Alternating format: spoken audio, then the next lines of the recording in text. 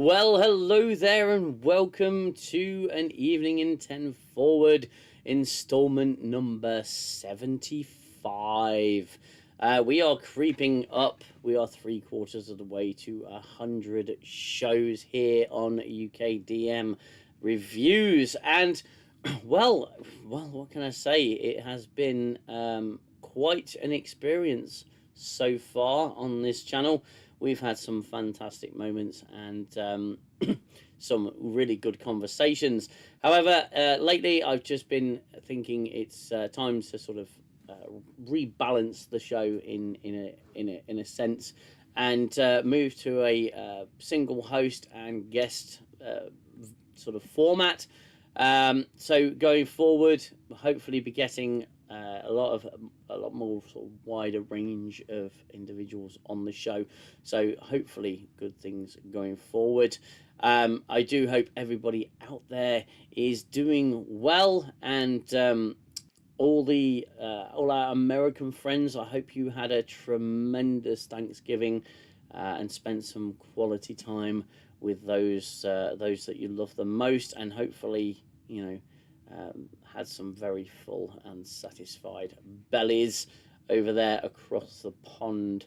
And to everybody else watching from all over the world, I bid you a very warm welcome to the 75th installment. Tonight we have with us, as has been for many an episode, Watchnerd. How are you, my friend? Or perhaps I should say, hey Bob. Hey Bob. Yeah, indeed. Hey Bob. Yeah. Well, not too bad, thank you. The end of another working week, so all good. Happy to be here as always, and happy to obviously discuss such a great show.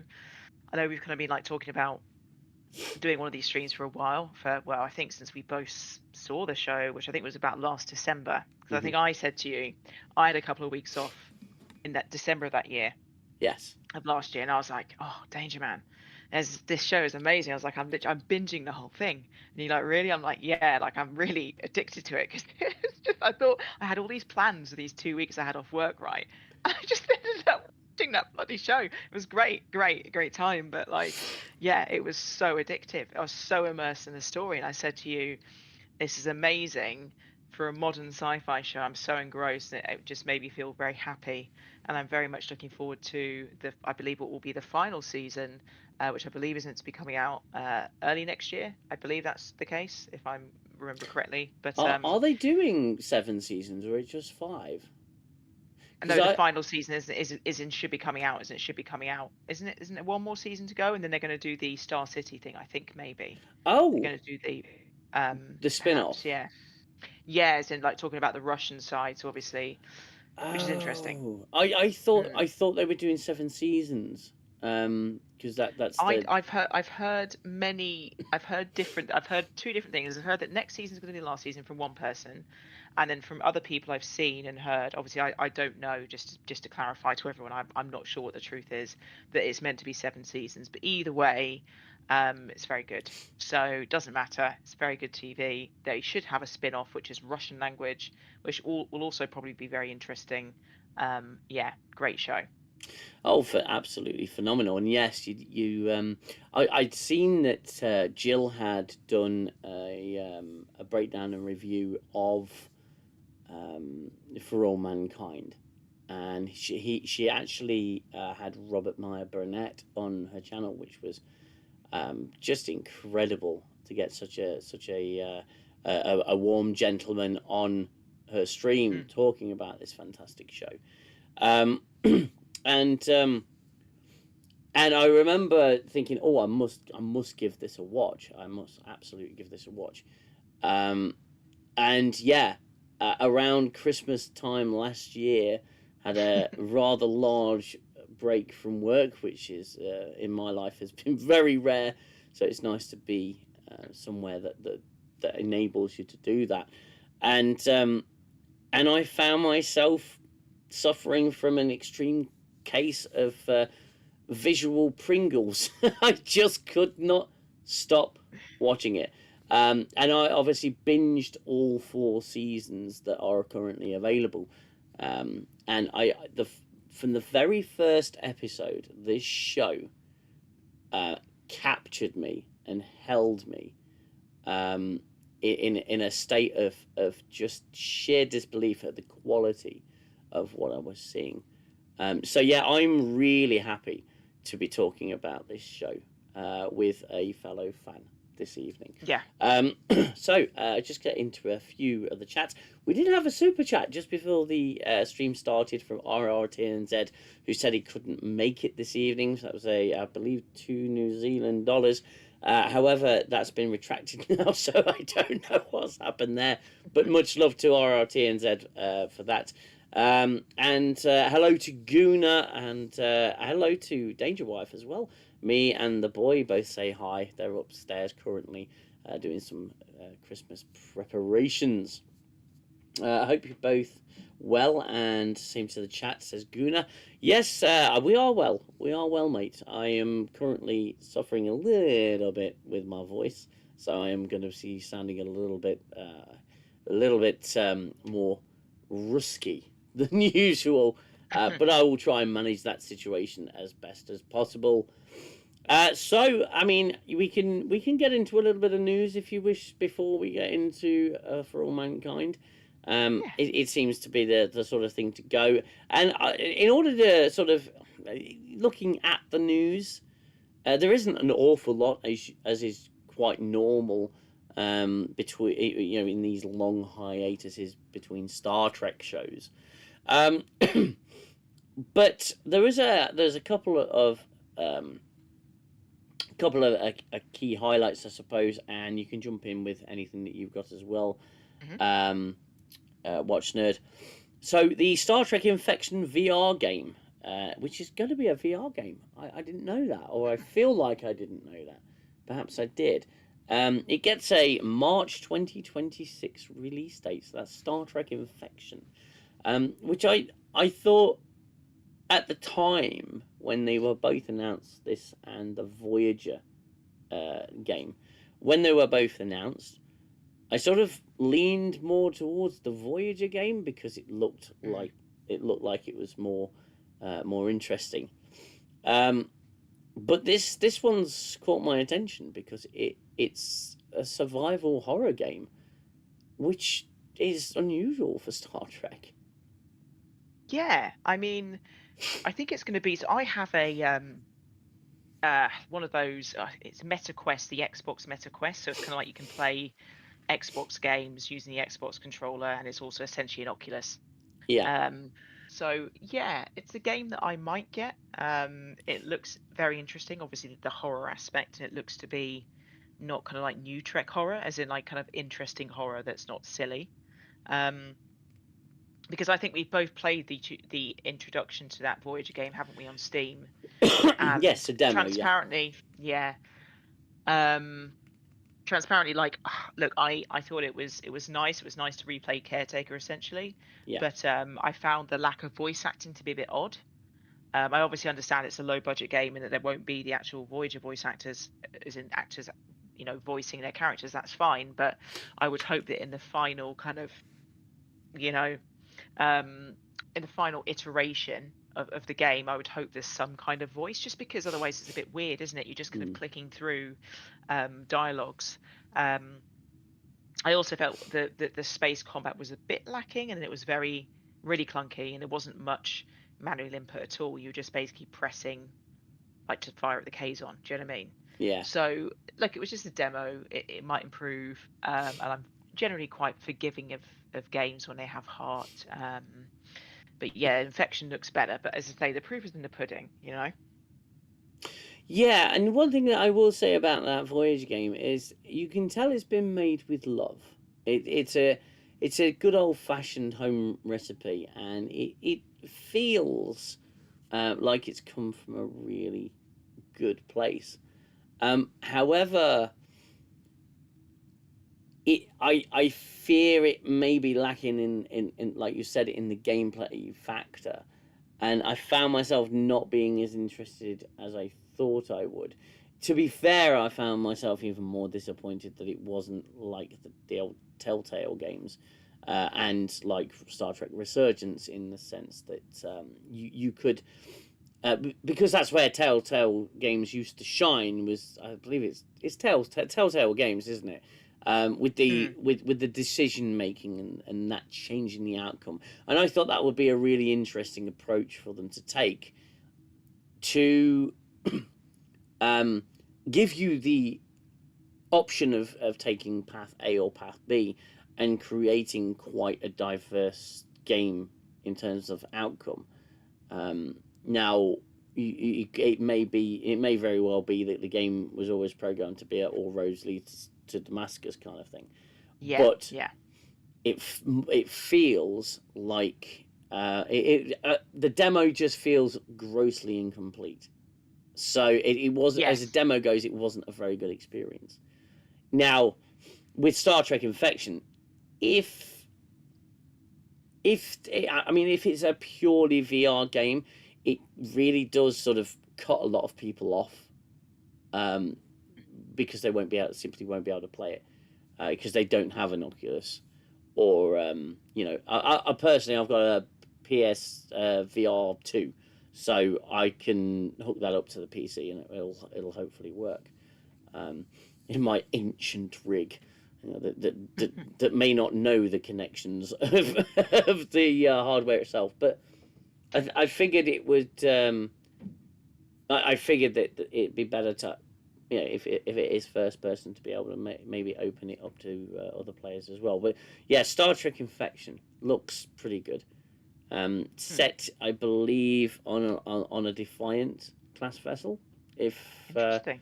So I mean that the Defiant vessel is there in the old thumbnail there, but I'm not sure.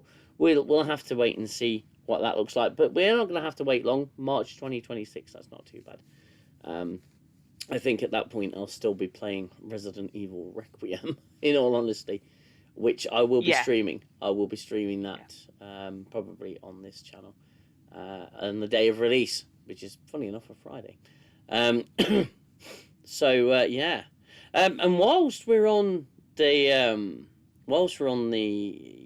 Star Trek game front, there's been some more interesting news. I don't know whether you've heard, Watchnerd, but Star Trek Online changes owners again. So they've, I believe, the studio's been bought out, as very interestingly, TrekMovie.com wants me to verify that I am indeed a human. Why? To view a website? I don't understand. But so Star Trek Online owners change is again. So there's a ship bundle coming out, and Star Trek Online's Arc and Cryptic is sold off as part of a $30 million deal. So the new buyer, Project Golden Arc Inc., appears to gain the rights to Star Trek Online. Now they've said that the development's not going to change. They're not making any large changes. But I found that quite interesting, and it'd be it's of course has to be some Star Trek Online news, and Zell isn't here to read it. So yeah, it's. I know that it's changed hands quite a bit. It has old Star Trek Online, but I found that quite interesting as well. The Star Trek game front right now looks to be quite interesting. I think primarily people would want to see another Resurgence type game anyway, as opposed to I agree. This very specific games with a very specific focus. Because Resurgence, to be fair, had it all. It had phaser fights, it had ship-to-ship combat, it had shuttle piloting, it had puzzle solving. It was a fairly sort of broad experience. Yeah, I mean, I've played, just so everyone knows, I've played Star Trek Resurgence on the PlayStation 5. I've played all the way through it. I've only done one of the storylines is obviously Star Trek Resurgence. For those who don't know, is kind of like multi-choice. Like the what you select in the dialogue will kind of produce a different ending when you go all the way through it. I like that game. I thought it was really nice. I'll definitely play it again when I have the time. And I have played some Star Trek Online on my gaming laptop. I enjoy it. I understand why a lot of people enjoy it. The space combat's very good, but the ground combat isn't as good. But obviously, it is a free-to-play game, so you kind of got to take that into consideration. I like both Star Trek Online and Star Trek Resurgence. I think they're really well made games for what they are. Yeah, and I think they're very true to kind of the I don't know, quintessential Star Trek fan pre 2005 one anyway. Yeah, so I guess they're going, they've been bought out again. Obviously, I hope that the new owners of the studio of Cryptic are at least kind of, in line with what the developers for Star Trek Online are. Do you know what I mean? Is in they're passionate and they don't want to obviously change the vision too much, because then that's obviously when issues start happening. You see it a lot when gaming studios are bought out or new senior members of staff join a studio, that perhaps it goes in a different direction that isn't great.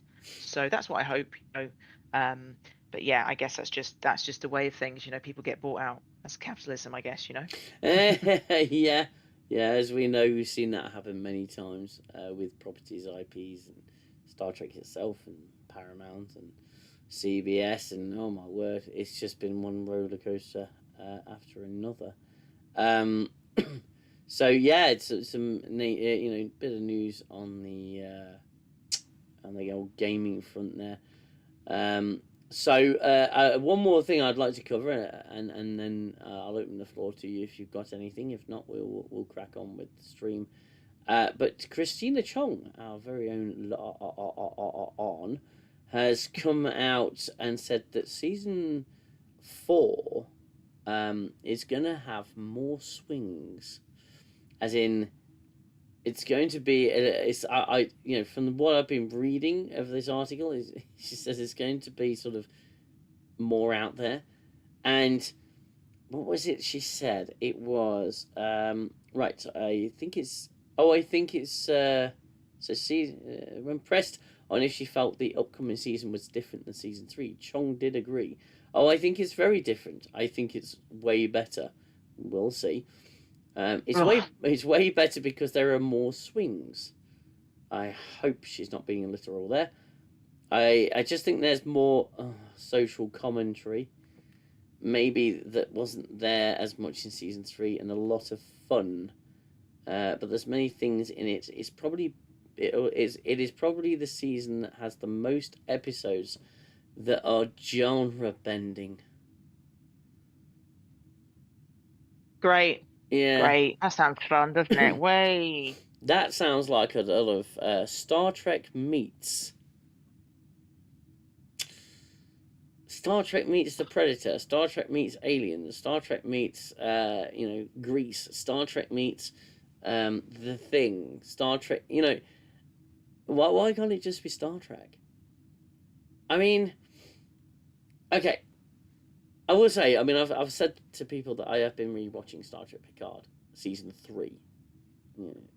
I'm not that self-deprecating, but I've been rewatching Star Trek Picard season 3, and although some of my core opinions have remained the same, I have given it a little bit more of a chance this time round, and I've actually found myself ever so slightly mildly enjoying it. But I still am left with the undeniable fact that it really isn't Star Trek. It's like it's clearly a love letter, but it's not Star Trek. And I've said this before, they really need to just make Star Trek. And because nothing that they've done has felt like Star Trek.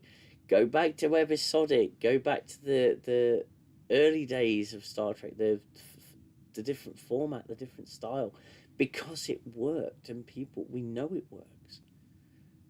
So It strikes me as very odd. Obviously, season 4 is going to be, I think, at this point, bat crap crazy.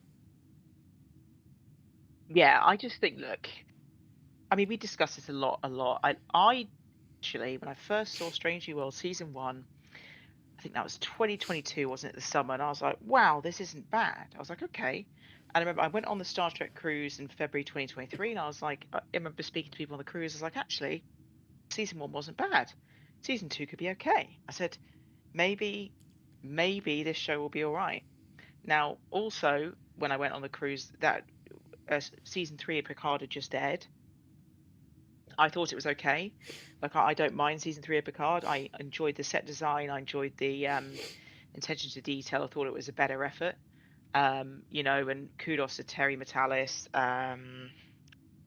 Dave Blass, and Liz Kakowski et al. That was, fair play to them. They did a great job, but it still wasn't great.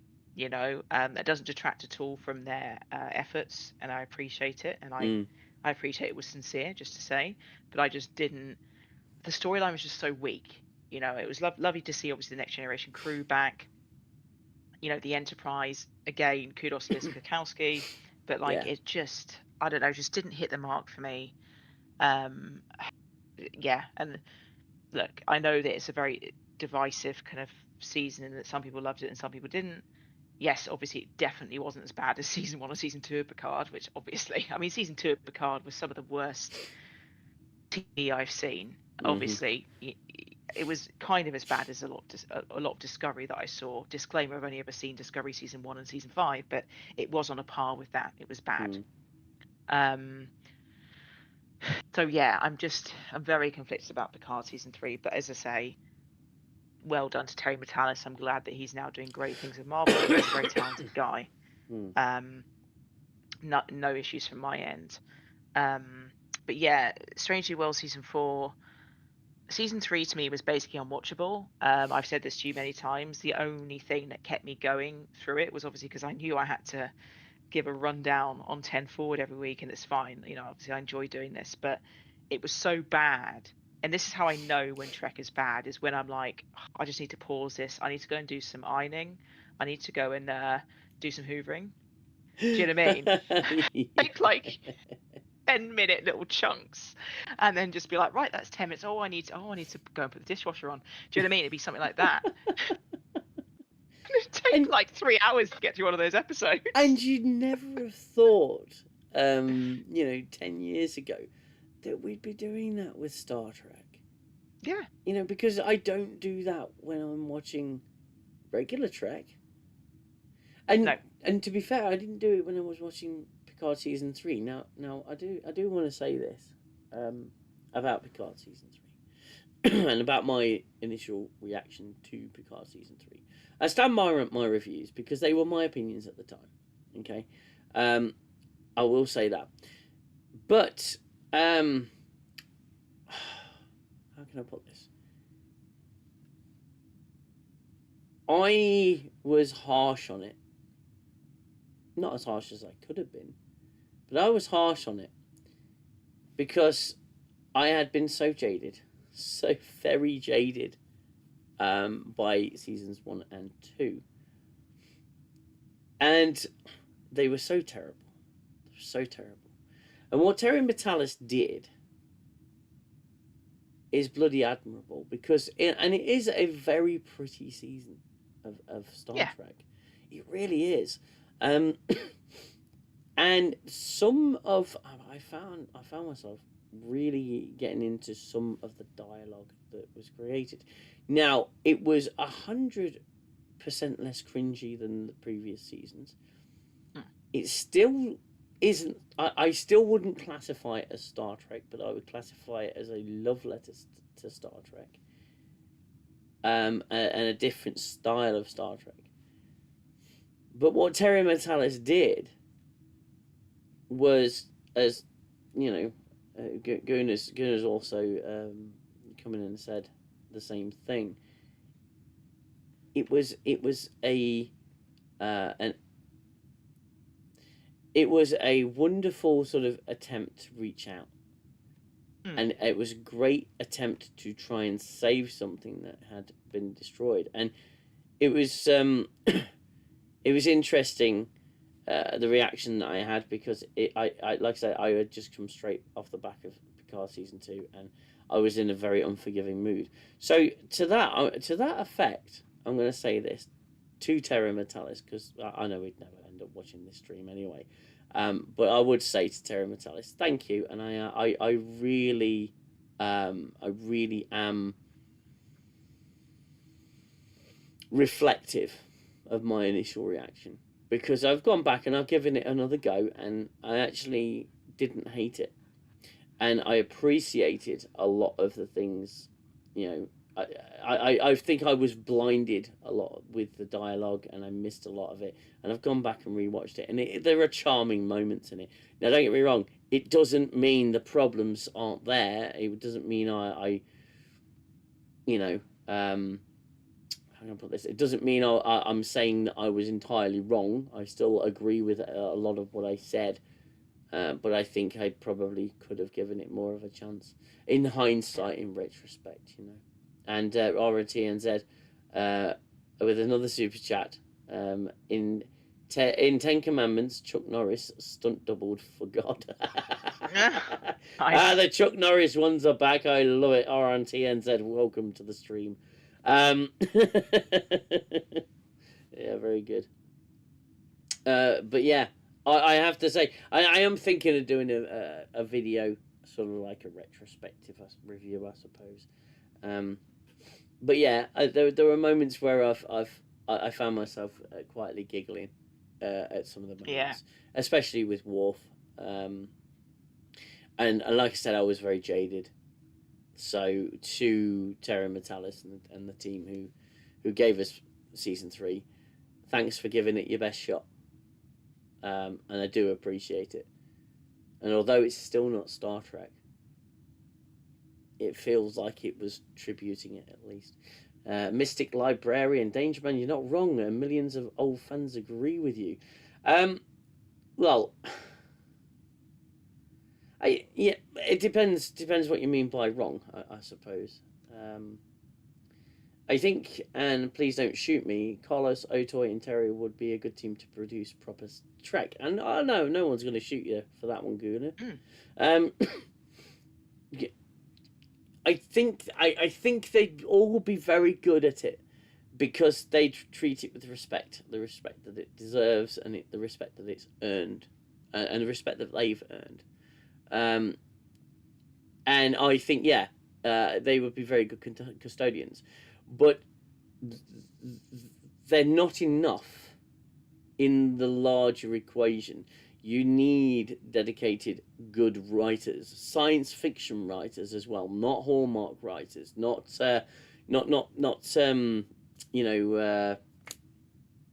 Days of Our Lives writers and stuff like that. You need Star Trek writers, people who know Star Trek or know science fiction and know how to write it. You know, hell, get the Expanse writers in to do it, as far as I'm concerned. Oh, yeah. Imagine that. Okay, yeah, it'd be a darker Star Trek, but they've already tried it, and Picard season 3 had its darker moments.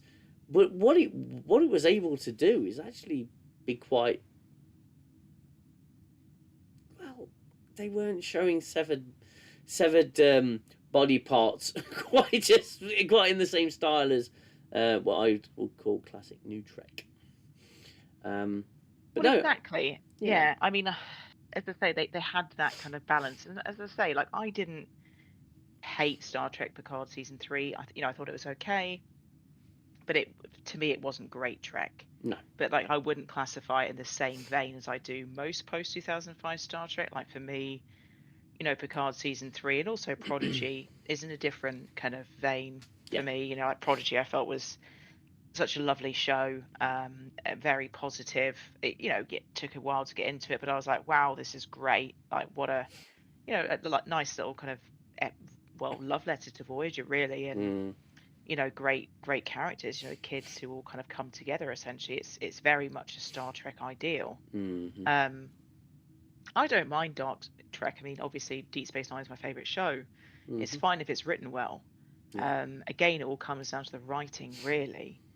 because you can have shows like The Expanse, which are, you know, pretty dark at times, but it's the writing, it's, you know, it's those engaging characters that really kind of keep you in. You know, and it's just you don't have any of that with New Trek, you know, particularly with Strange New Worlds. What really disappointed me about season 3 of Strange New Worlds was that it was just complete drivel storyline wise. The acting was very OTT, I think, because they're all just like, oh, whatever. Do you know what I mean? It just felt it felt just a very shoulder shrug to me. It was, you know, so derivative, and I kind of felt, obviously, as we discussed in that Roddenberry-esque episode, that they were really taking the piss Jesus, in a nasty way. So I just, that was I'm kind of done with that show, vindictive. really. Yeah, that was Yeah, vindictive. And again, yeah, you know, just why do it in the first place? It's so vindictive and so insulting. To treat Star Trek history like that as well. And to be fair, you know, yeah, Mystic Librarian. The good old days when the old Star Trek, the only Star Trek monster we talked about was Janeway. Janeway, insane way. Yeah, absolutely. Yeah, look, guys, I don't, like I said, I still think that Picard season 3 was writing wise was a culmination of a lot of different stuff that's already been done before. It was unoriginal. It was it was eye-rollingly centered around the Borg again. It diminished the changelings. It it had a lot of issues, but yeah, it was there were highlights from season 3 that you can take away. The moments between Jack and Picard, the moments between Jack and Riker, the moments between Shaw and Picard.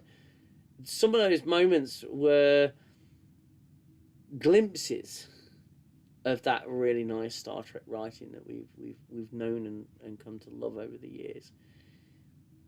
And I still think that the majority of the Prime YouTubers out there who got early access, binge watched it all, and got swept away in this nostalgia. It is very nostalgia heavy, and it's like Easter egg Trek. It's insane the amount, and on a second watch through as well, it's crazy how much stuff that you've missed on the first go around. Yeah, Rowan Picard as well. Nice moments there, and Patrick Stewart felt less in control of season 3, and you could see that in every scene that he was in. He was acting again. He wasn't writing. He was just acting, and I think that really showed. And the love that they put into the Bridge of the Enterprise D as well, bringing that back to life. Like I say, with Liz and the Michael Okuda and the whole of just fantastic job that they did. And you know, the way that they brought everyone back was really good. You know, the data thing upon again second viewing, I kind of changed my opinion about that. I thought that was really well done. And I think that if people watching Star Trek Picard season 3 didn't like it, I would say just give it a second watch through, see how you feel, but be open minded with it, because it's not vindictive, it's not cruel. It's actually quite a nice thing that they try to do. And if that was, and I think we've said all this before on the stream, if it was the first season of Picard, I think we'd all have a very different opinion. And I think it would have, you know, it was, to me, again, one of the other issues was it was a very long, drawn-out Wrath of Khan with a very unsatisfying ending that was completely unrelated to the feel of the rest of the show. There were a lot of inexplicable things that Starfleet did, and there was no actual logical explanation as to why they decided to do a lot of the things that they did. And I guess there was one more element that was disappointed me at the time, and it was sort of, it followed that trend from the beginning with Picard, is that they villainized the Federation. Now in Picard season 3, the Federation weren't the villains because they were infiltrated by changelings. You know, those really, really quite dangerous and menacing bad guys from Deep Space Nine. But they didn't really, it didn't really do anything with him at all.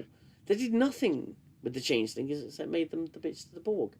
And as far as I'm concerned, yeah, the writing was shocking, but you can certainly tell where the love was. And it did. It did. Once again, it just filled me with warm feelings when they're at the museum. But it's not enough. I would say it was not enough. And, I agree. Yeah. That is a massive segue, but yeah. No. I mean, I think it's important to talk about because obviously, it's kind of plays into the state of modern sci-fi, you know, and obviously that's why when you do get a really good show like For All Mankind, anyone who's not seen it, who's listening to this stream, please do check it out. You know, with a lot of services, you can get kind of like a free trial of Apple TV, and trust me, it's so addictive if you're a sci-fi fan that it won't take you long, you know, to watch all of it. So maybe a free month or so. Yeah. No. RNTNZ says violence horror should never be gratuitous in Trek. Voyager got it right when we met species 8472 and see the pile of dismembered Borg. It's an oh beep moment because it's only used briefly. Yes, I agree. I think I was in my mid-teens when that episode aired over on Sky One, and a friend of mine recorded it. Bless him for me. It was quite a sight seeing a bunch of dismembered Borg and this species that was so powerful that they could destroy a multitude of the biggest, baddest enemy in Star Trek up until that point. And yeah, horror. I think the best horror is the stuff that you don't see. And I think Star Trek has a lot of opportunities to do that, you know. And it doesn't need to be dismemberment. It doesn't need to be physical violence and you know, gore that you see. Star Trek should never be a slasher. You can have a horror Star Trek episode. Of course, there's been a few somewhat uneasy episodes to watch, but physically seeing that, it's not a Saw movie, it's Star Trek. And you know, it's something you want to be able to show to your kids and have it had that same effect on you, you know. Yeah, the kids being desensitized the way they are, but seeing the crew of the Enterprise D back on the bridge, Picard saying engage, the TNG theme swelling and the ship going to warp was a manipulative nostalgia bait. And I will read the rest of that comment, but I just want to say the entire season was manipulative nostalgia bait, but it came from the right place. I think it came from a fan of Star Trek who got the opportunity to give us something pretty good, and sort of got it about 85% right. But I'd be lying if I said that didn't work. And exactly my point, and this was always my point. The first 6 episodes were pure nostalgia. They were pure nostalgia, and it was designed to do that. But if you're Terry Metalis and you've been handed this turd on a plate, which was season 1 and season 2 Picard, and you've got to do something with it, the best thing you could, he was really clever with it, the best thing you can do is release your most nostalgic episodes of that half of the season and give YouTubers who have been dissing the stuff that came before early access so they can binge the whole lot and come off the back of this nostalgia freaking bomb and feel really good and positively plug your show. It's necessary, I would call it. Yeah. I just think there was 1,000 million Star Trek fans out there that collectively rolled their eyes as soon as Deanna Troi opened that bastard red door, and there was a Borg cube. And I was just think, again with the Borg. I mean, I watched that episode yesterday because I'm nearly through the season again, and my daughter was sat there watching, and she's seen a little bit of Star Trek, and even she said, "Again with the Borg," and she's 13. Yeah. And she's barely seen any Star Trek but she goes, "Again with the Borg," and it was crazy, absolutely crazy. But yeah, Guna, you're quite right. The opening of the Scorpion Part 1 and 2, I believe it was, with a Borg, resistance is futile, and then cubes easily destroyed. Drop the intro, scooping the jaw off the floor. Yeah, it was like that, and that's a good opening to an episode. And on that, I suppose the only other criticism I have of Picard is that every act seemed to end on a cliffhanger, which I found really weird. Yeah. It was like every quarter of an hour into the episode, the show would go dun dun dun, and then cut into the resolution. It's like, but you feel like you're ending an episode every 15 minutes. Very disjointed. It felt very off. But I will just just to say to everybody, if you are new here and you haven't hit that subscribe button, then please hit that subscribe button and show some love for the channel. Thank you so much for supporting what we do here, and don't forget to hit that like button on the stream. This is we're going in a different sort of direction with 10 forward, going forward, and we're concentrating more on a one-on-one chat. It doesn't mean it's the end of panels. It just means that we're going in this direction for now. And if you wish to appear on an evening in 10 forward, then join the Discord and send me a direct message. Register your interest, and I will we'll get to know you, get to have a chat with you, voice to voice, I suppose, and we'll consider that an audition for 10 forward. Some of you have already put your name down, which is really nice, and we'll hopefully get a new host in every week. But it doesn't mean the end of the classic 10 forward crew. It just means we're opening the doors, and I want to try a little bit of rotation to the wider community, because I know that listening to the same people for 75 episodes must be getting quite stale. So it's a good opportunity for the show to evolve in that sense, and keep things relatively fresh. So yes, thank you so much for your support. Don't forget to hit that like button. That will help push the stream a little bit further. Got a fair few people in already, so that's really nice to see. Really nice to see.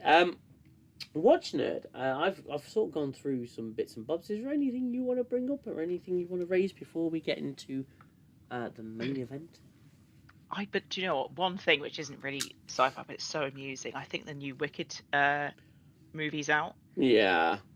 And I just so everyone knows, I did see the one last year, I guess part 1. Yes. And it was actually I don't usually like musicals, genuinely. I actually quite enjoyed it. It's a musical, but it's good.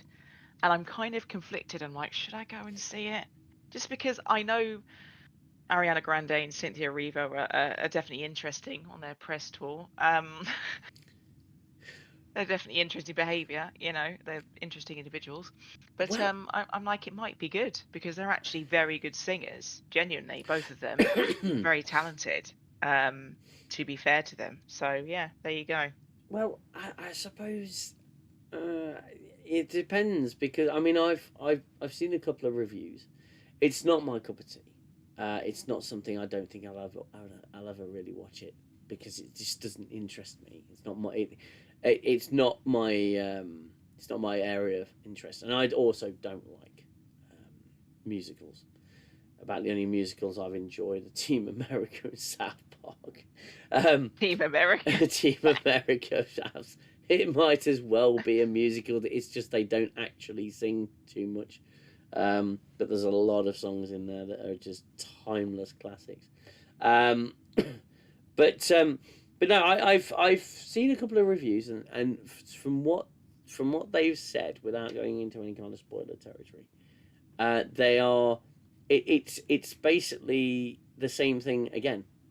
It's it's a good film. That is what they've said. Is it perfect? No. Is it slightly better or slightly worse than the original? I don't know, but I think it's more of the same. I will say that I'm not exactly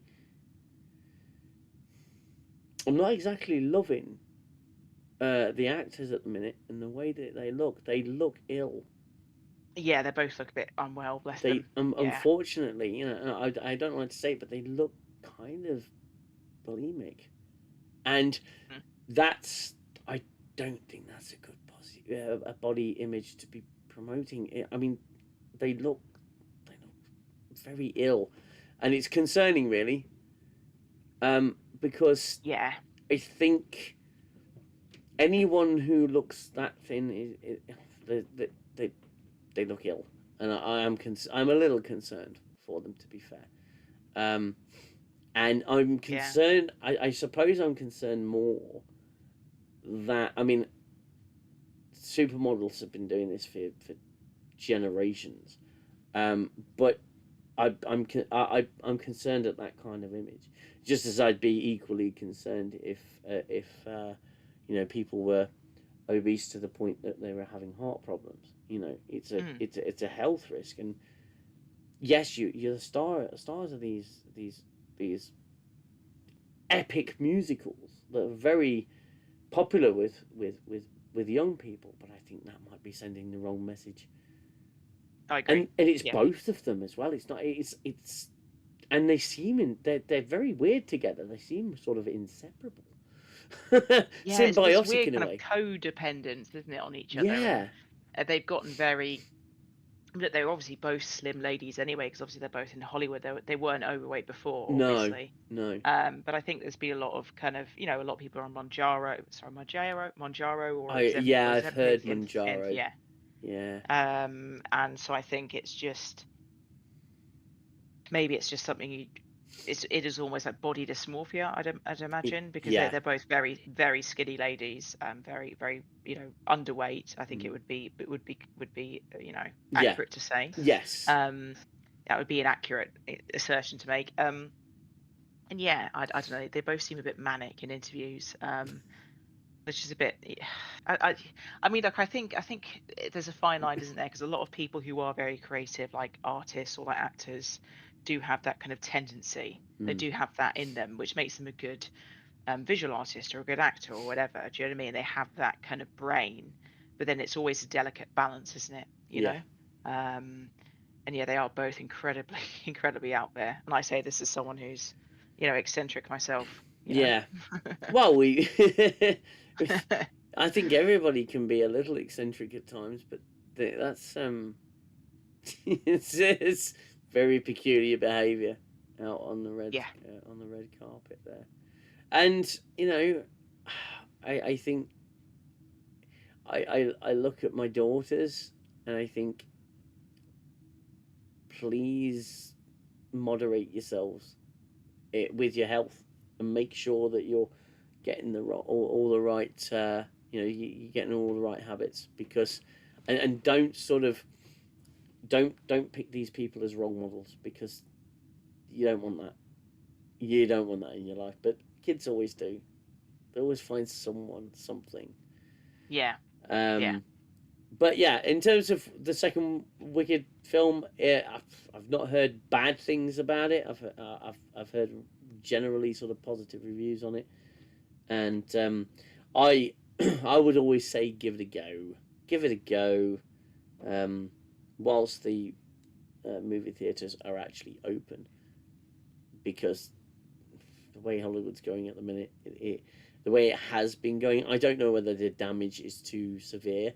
and it's too little too late, but I feel that the cinemas are dying, and I don't want them to, because cinemas are a fantastic experience. But I think the technology has come along so much that why would you want to go to the cinema when you can simply sit in the comfort of your own home?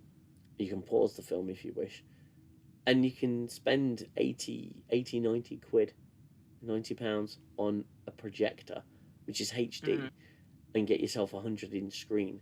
You've got a cinema right there. And all you have to do is wait a couple of months for the film to go on to streaming. Yeah, exactly. I'm sorry to say, it might be the death of cinema. Because,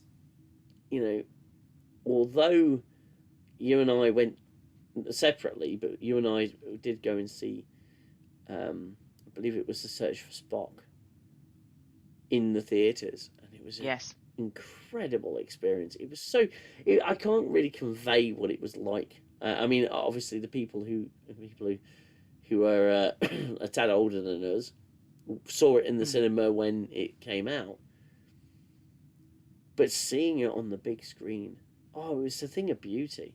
And to the point where you can make out the detail of the models, the ship models. On the there was stuff in that film that I'd never seen before, and I'd seen that film plenty of times at home. So there is something to be said for the cinematic experience. But then you have the other people factor, you have the disruptions, you have the fact that if you need a pee, you can't pause it. That's it's little things that make the overall price really not worth it. Yeah, because I agree. It's just so expensive. The food's expensive. We're lucky enough to go to a local cinema, fairly local. I say it's local. It's about 11 miles away. Where they really don't care if you take your own food in. You can go literally across the street, buy yourself some snacks, take them in, and they don't care. Nice. It's really good. It's really good. You can go in there with a shopping bag if you wanted. It really doesn't matter, because they know. They know you're not going to buy their overpriced stuff. They're part of a chain, and they really don't care. So that's good. But yeah, you go buy a bag of Revels, it's going to cost you £3.50. It's like, why would you pay it? I'll just get a pick and mix. That'll be 20 quid. For a kilogram of pick and mix. It's like 20 quid. You remember going down the old newsagents and getting like 50 pence worth of sweets, and you feel like you've eaten them for a week. Crazy. Exactly. So cinema is not what it used to be. And I think they are, I don't know about you, but I think they are excessively loud as well. Maybe that's just my very age. loud. It's like, I don't like a loud film, especially if I'm going to go see, I don't know, John Wick 5, for example, if that ever gets made. I don't. There's a lot of explosions, a lot of crashes, a lot of gunshots. You don't want to come out with your ears ringing afterwards. Feel like you've been at a damn rave. It's almost like you're going in there. It can be a very uncomfortable experience. Yeah. So there you go. I could get a banquet of sweets for 10p in the 1970s from the local sweet shop. Oh, mate, yeah, you could get any. They used to have like a tray out, or two trays out on the counter, and these sweets would be, they cover them up to protect them and whatnot, and then you go, could I have 25 pence worth of pick and mix, and you come out with a bag full of sweets. It was brilliant. Now, pick and mix is bloody expensive. Like 20 quid. 20 quid for a bag. 20 quid, please. Thank you. And although I'm not sponsored by this company, I would recommend that if anybody's looking for pick and mix, go to Sweetsy. Sweetsy.co.uk, I think it is in a UK one. Go to Sweetsy, because we even have Sweetsy advent calendars for Christmas. We love Sweetsy. And I believe I believe you can get it quite cheap. Hold on, I'm actually going to search this up because I think people need to know about this. Sweetsy is fantastic. If you like your pick and mixes and stuff like that, you can go on the website.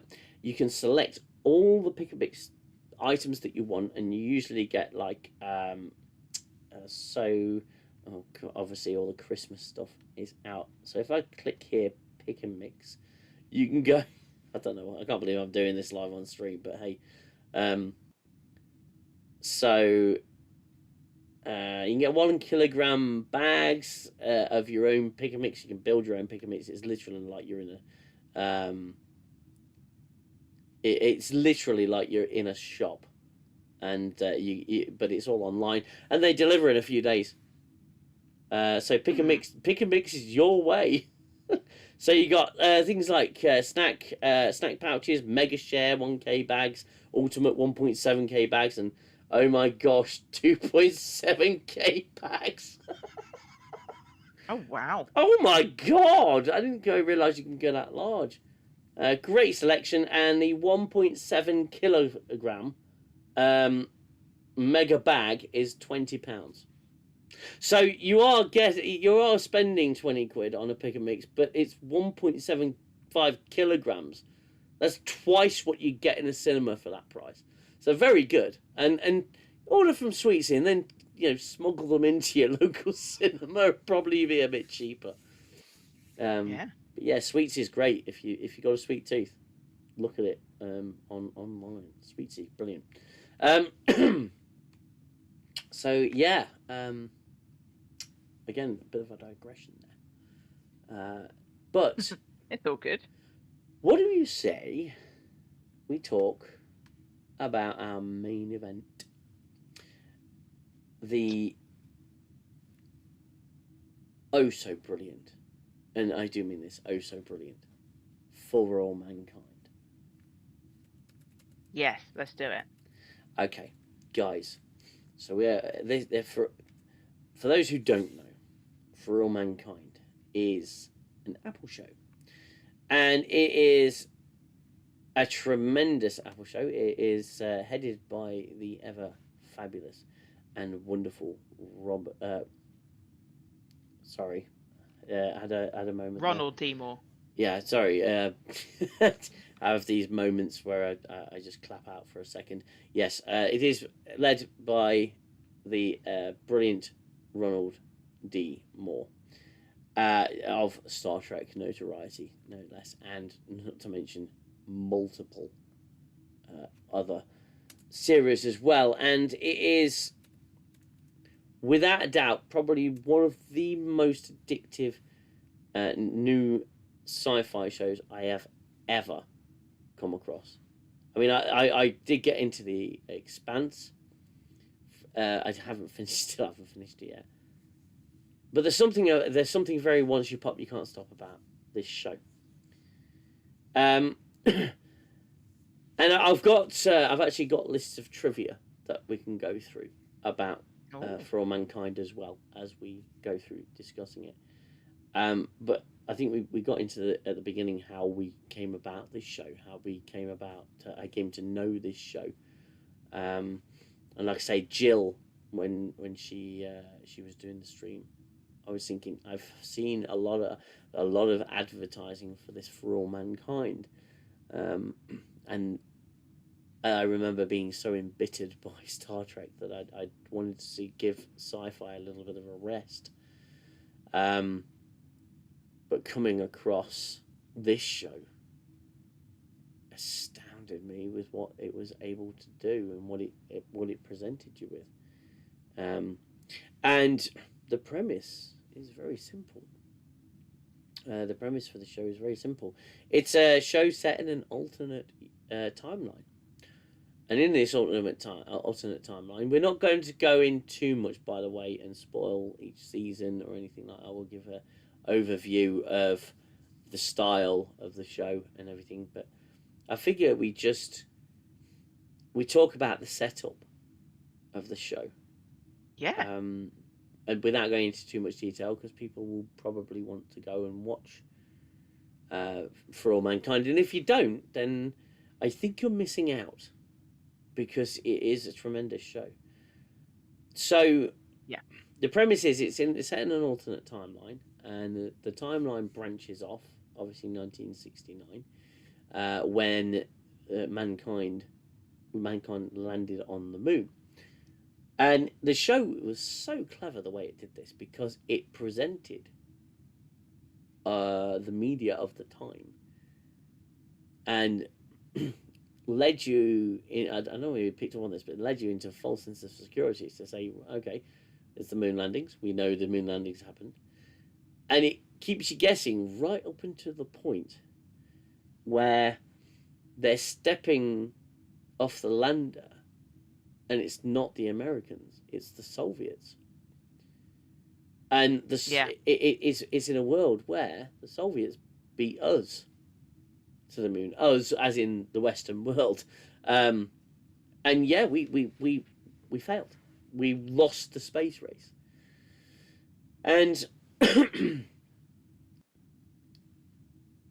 generally speaking, it's a show. It's a what if show that actually, I don't know how you feel watching it, whether you feel the same. It actually makes me want to live more in that timeline, because they're more inspired to go to space. Space becomes a big thing. In some ways, the space race becomes extended across decades during this show, and it becomes. We don't give up. Yeah. In our world, we gave up because we'd achieved it. We won, right? And there weren't no more races to be had. Nothing developed. Everything came to a standstill. So For All Mankind is that it is the space race extended, and all because we lost the race. And that first episode, it has pretty much everything. It's quite a long episode, and it has pretty much everything. It sets everything up. It sets the entire tone for the rest of the 4 seasons about what this show is, and it draws you in a way that I wasn't ready for, and makes you care almost immediately. And we meet I believe most of the cast going forward. We meet them in that first episode, and there's some fantastic actors in there, brilliant, beautiful actors who do a tremendous job. Obviously, Joel Kinnaman. I think he's brilliant in everything he does. I don't think he's had a bad role. It's been really nice to see his career, and I think he's a tremendous actor. Joel Kinnaman, brilliant. Yeah. And one that surprised me, and maybe because he's starting to look so old, is Colin Feore. Oh yeah. Now he started a lot of movies in the 90s. He was quite big in the 90s. And what I love about the show is it brings in all these wonderful actors that you're not really seen in a while.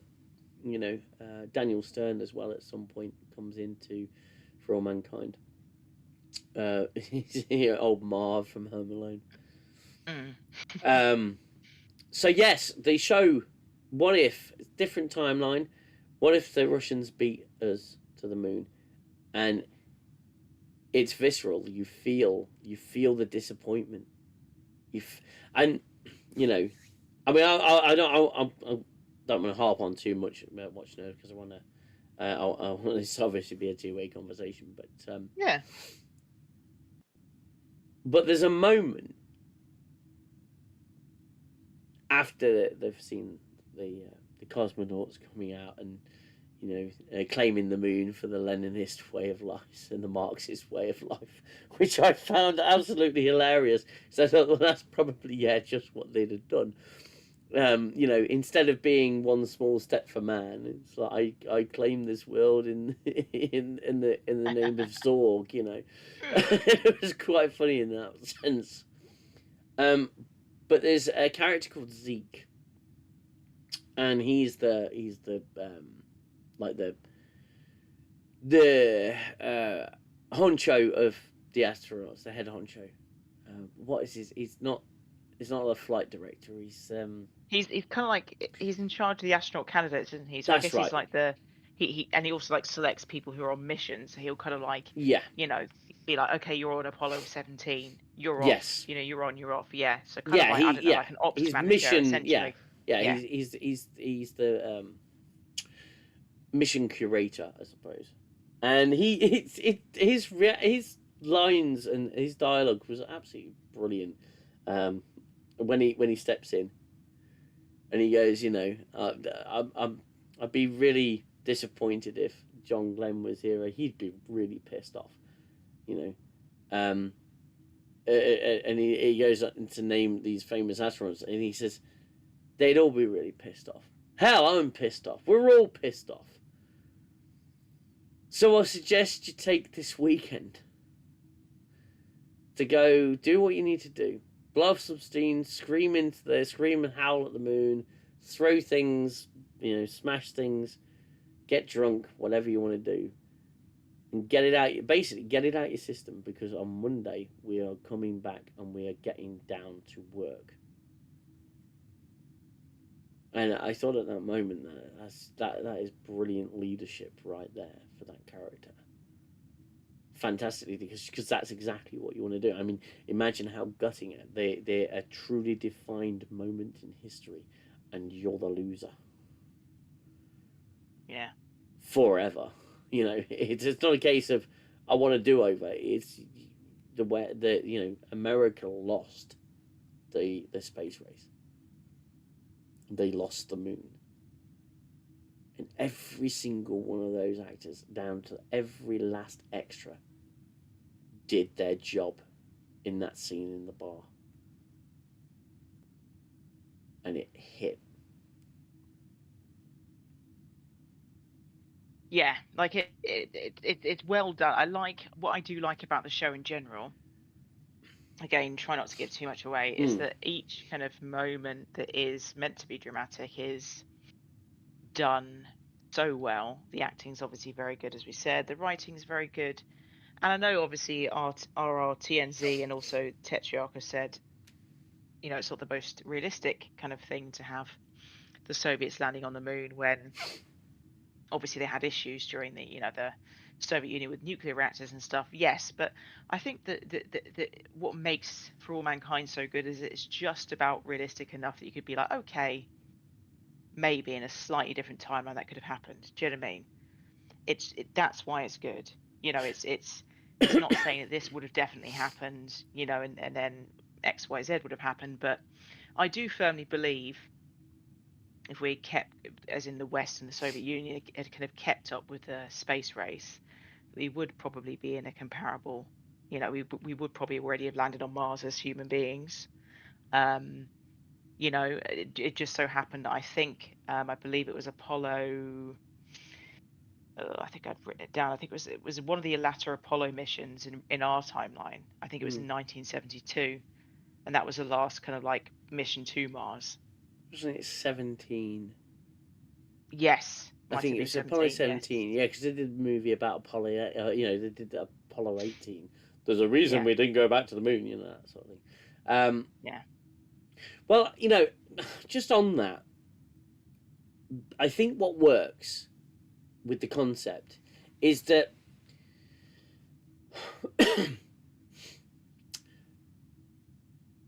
the space race didn't end. It continued, and it got fiercer and fiercer, and it demanded entrepreneurship. So on both sides of the divide.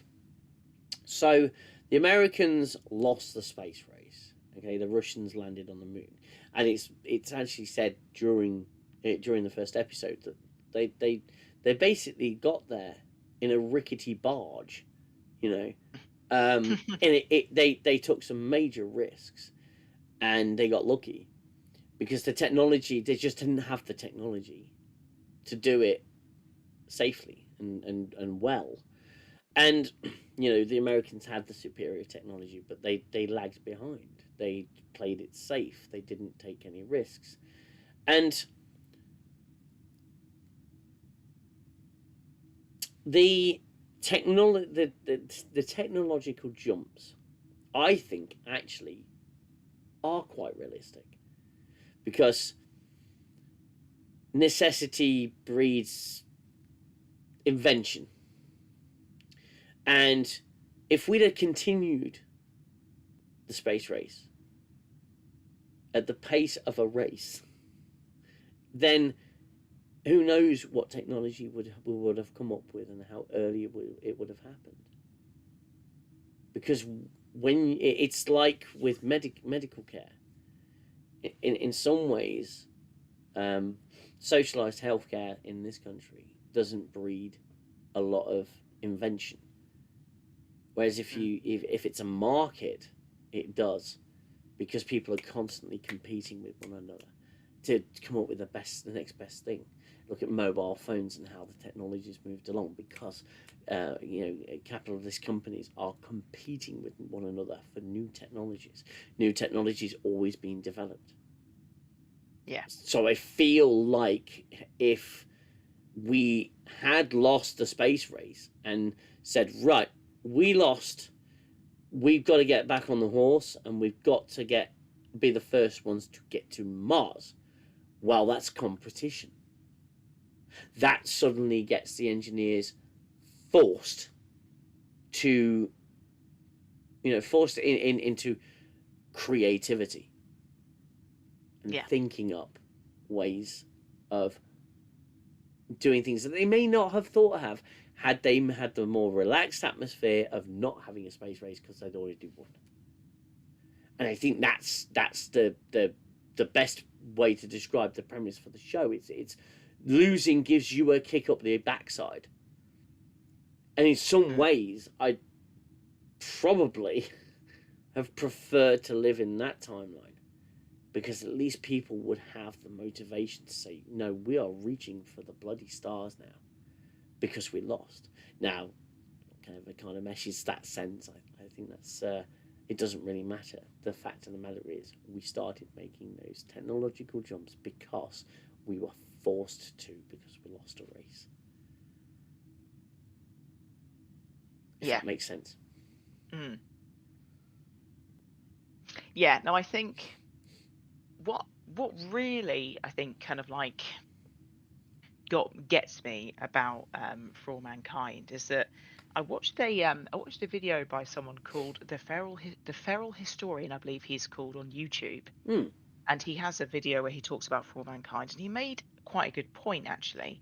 One of his thoughts about why we kind of like the West, and also obviously other nations in the world, kind of deprioritize the space race, he thinks, is because obviously if you get fusion energy, if you have abundant fusion energy and Earth's resources aren't needed anymore, then that's obviously going to put a bit of a cat amongst the pigeons in terms of people, the traditional Earth elite, obviously, who obviously probably depend on the current status quo, i.e. there being insufficient fossil fuels to last us. And I thought that was quite an interesting point. I was like, actually, it's quite an interesting point, because I believe anyone who obviously knows more about the solar system than me can correct me, but I do believe that there is a lot of kind of energy sources on Mars. I believe also some of the outer moons as well. So that does kind of make sense. Also, as we've mentioned, Apollo 17 was in 1972, and I believe the Vietnam War was kind of coming to an end by that stage. It cost a lot of money, as in like a few $1 billion in 1970s billions, so probably like nearly $1 trillion in our dollars, in 2025 dollars. Money. A lot of bloody money. Yeah. Yeah. So as I say, like there's lots of interesting real life reasons why perhaps that did happen. But yeah, I enjoy the premise of the show. Um, I like the way what I actually like about what they do is that they manage to have a quote unquote diverse cast without shoehorning it in. And So they without have the blurting about it and blurbing yeah, about it everywhere. yeah. So they have the Mercury 13, Nixon's women, essentially they're finding female astronaut candidates because obviously the Soviets land a woman on the moon. Um, It's they like have to, another insult, isn't it? We do yeah, it first, comrade. It's like, we oh, we have equality, yeah, exactly. And they're like, oh, yeah, right, where are the women? Let's find them. yeah, Let's find yeah, some, yeah. Um, they do it that way, and it's so. And there's I don't want to give too much away, but there's a black lady who's a computer, i.e., someone who used to work out all the calculations, which is actually true because at NASA, all of the computers, as they referred to them in the 60s and 70s, were women. yeah. So again, that's historically accurate, and I really like that because it makes it believable and it doesn't make it contrived, um, and it's just so watchable because of that. Um, yeah, and as we said before, all of the actors are absolutely amazing. I don't know all their names, but they've all do a very good job. Um, and I think kind of over the whole show, over the seasons that exist, obviously, please God, there'll be three more, but we'll see. Definitely gonna be at least one more. Yeah. Over the arc of the seasons, it's really interesting to see how it becomes like a geopolitical kind of hot potato, I guess. Obviously, each obviously the US wants their bases on Mars, sorry, on the moon initially. Obviously, the Russians do. Then obviously you've got, well, China. Now, what is interesting about For All Mankind is that sometimes they don't refer to China directly. They'll say it's the DPRK, that's North Korea. And I think that's obviously done for various reasons. Yep. Obviously, one being that they wanted to obviously market it to China. Yeah. You know, so, but I think Yes. when we see the quote unquote North Korean astronaut on Mars in one of the latter seasons, that perhaps that is in fact meant to be China. I would suggest. Yeah. Yeah, Yeah. just a bit. Little Yeah, bit of a workaround there. work around. Yeah, I mean, we all do them. It's okay. Yes. Yes. Yeah, I do like they have like the kind of almost in the latter season, like the class warfare almost, because obviously this expansion in the solar system means that oil and gas on Earth are basically obsolete. So oil, gas, coal, like why? Like, Yeah. do you know what I mean? Yeah. Yeah. Sorry, I'm just welcoming some more people. I've missed a few comments. Tetrock, welcome, my friend. It's always good to have you here. And Matt Stuttgart as well, ROTNZ. You're all great. Guna as well, and everyone. Thank you for so much for joining. It's great to have you here. I just read out a few of the comments. So,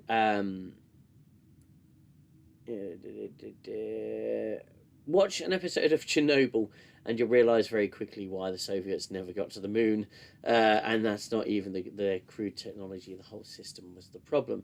Yeah, I agree with that. They'd only have reached the moon atop a pile of dead bodies that stretched that distance between the Earth and the moon. Yeah, I have no doubt that the Soviets.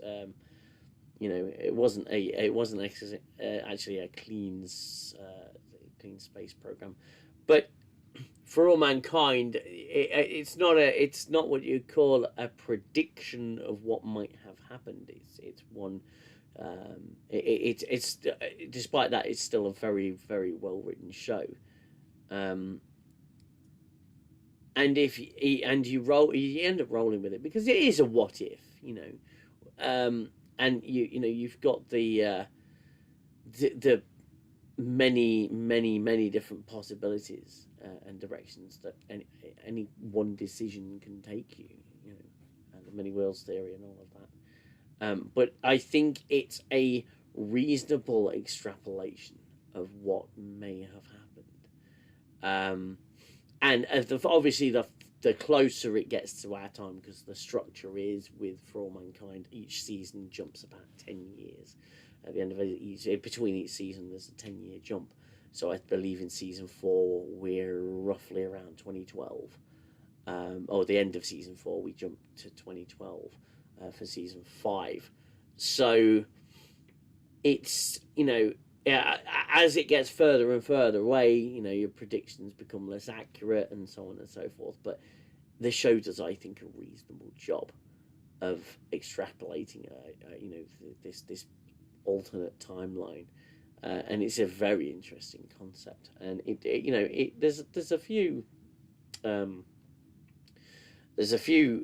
there are a few issues like any other show, but I think it's a very well-rounded show. Now, when you have a great cast and great writers and great direction and great effects, you've got a great TV show. And I think I have to give credit to Apple here. They actually have this this real gem of a property that they run now. And Apple TV, you think, well, oh god, it's another streaming service, but they did really they're doing really well with a lot of their different properties now. Matt Stuttgart says, greetings Earthlings, I love the idea of For All Mankind. I watched it and dreamt about it, and I think this is the point I wanted to make. I thought of earlier and it left my brain and has now come back. You can tell that a Star Trek alum is in charge of this show. You can tell that a Star Trek style writer is involved in this show, is leading the show, because this show helps you to dream about a future, not that could be with Star Trek, but for All Mankind, it's a future that could have been. It's where we could have been.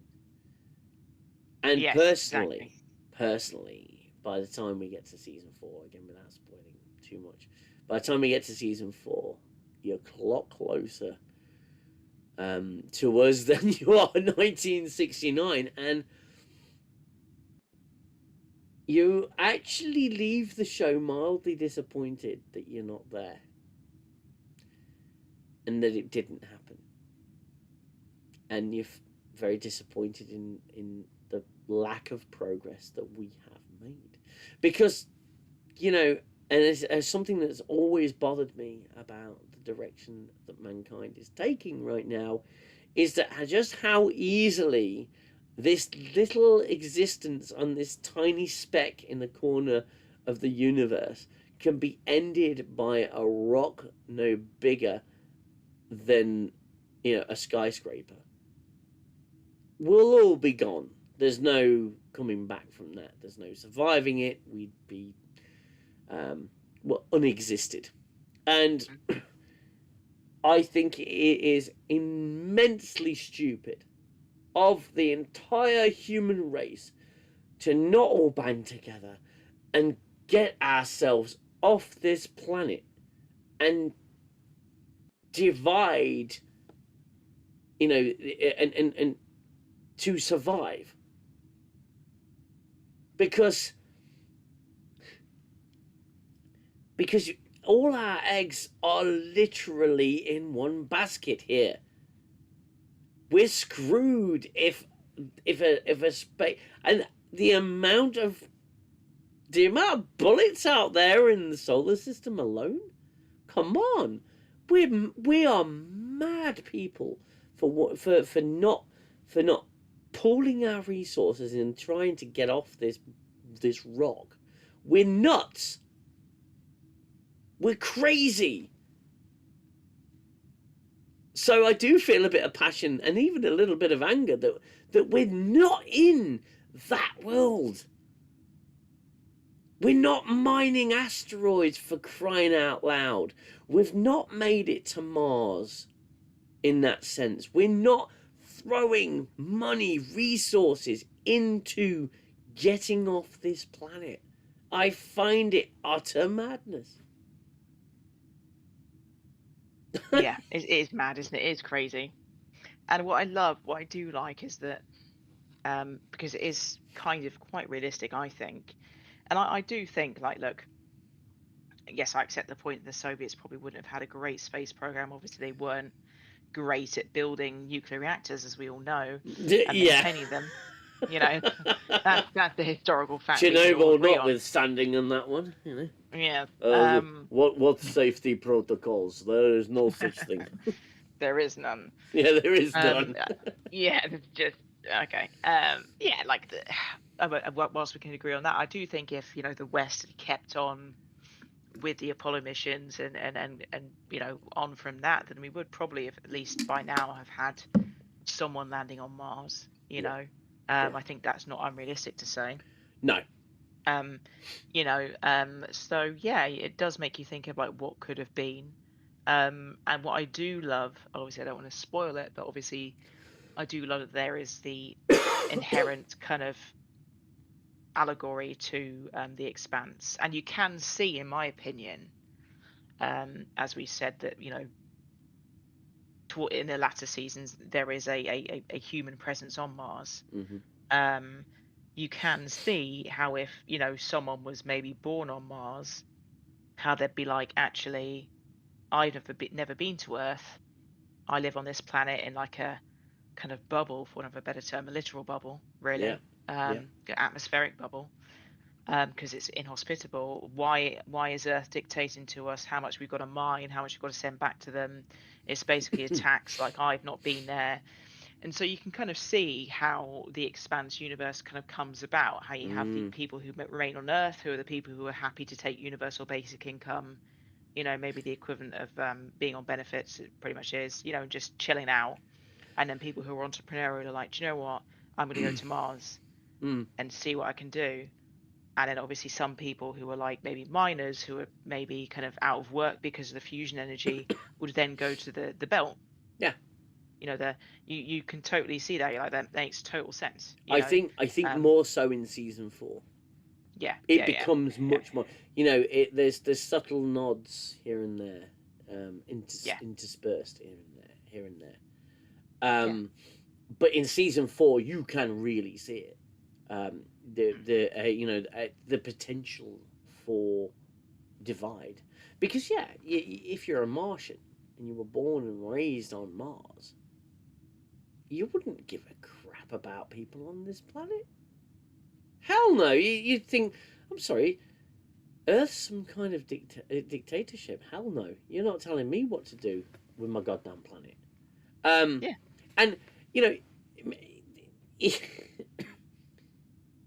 it's fascinating to me because it's like in the earlier seasons of For All Mankind, and even in the first episode, when it's Collins, isn't it? Is it Michael Collins? Yeah. Yeah. He's in the command module, and he's saying, "No, I'm not going. I'm not doing what you're telling me to do. We are not doing that because of this reason." And they're in flight control, and they're saying, "We're giving him an order. Why isn't he following it? He must follow it." And I think it's Gene Kranz says, "Actually, no, it's his ship. He can do whatever he wants there. He doesn't have to do what we tell him to, because it's his ship, his command, and there's nothing we can do to stop him." So, in essence, that's a smaller version of the way it is in the Expanse. Earth is so many thousands of millions of miles away at this point. It's so far away that no, you're not telling us what to do. This is our world. This is our planet. So they do become tribal in that sense.